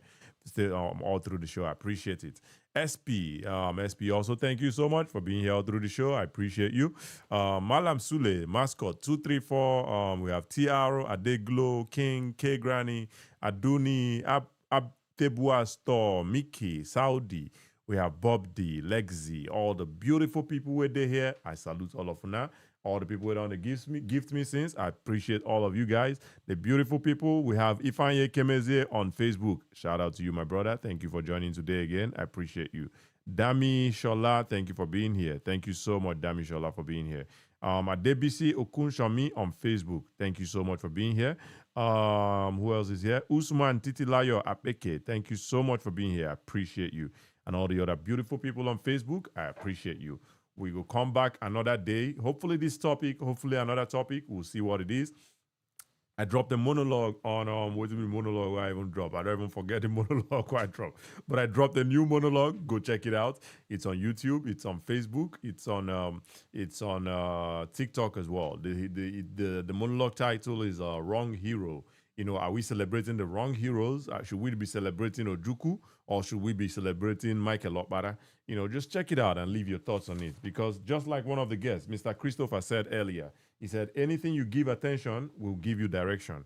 If we give Ojukwu attention, now that direction go to go. Ntiwa, Nkesa, Tia, destroy, war, fight, this, that. But if we give Michael Okpara attention, Now that side would they go as well. Development, building, agriculture, textile, factory, all that good stuff. So let's have everything. Check that monologue out. It's a good one.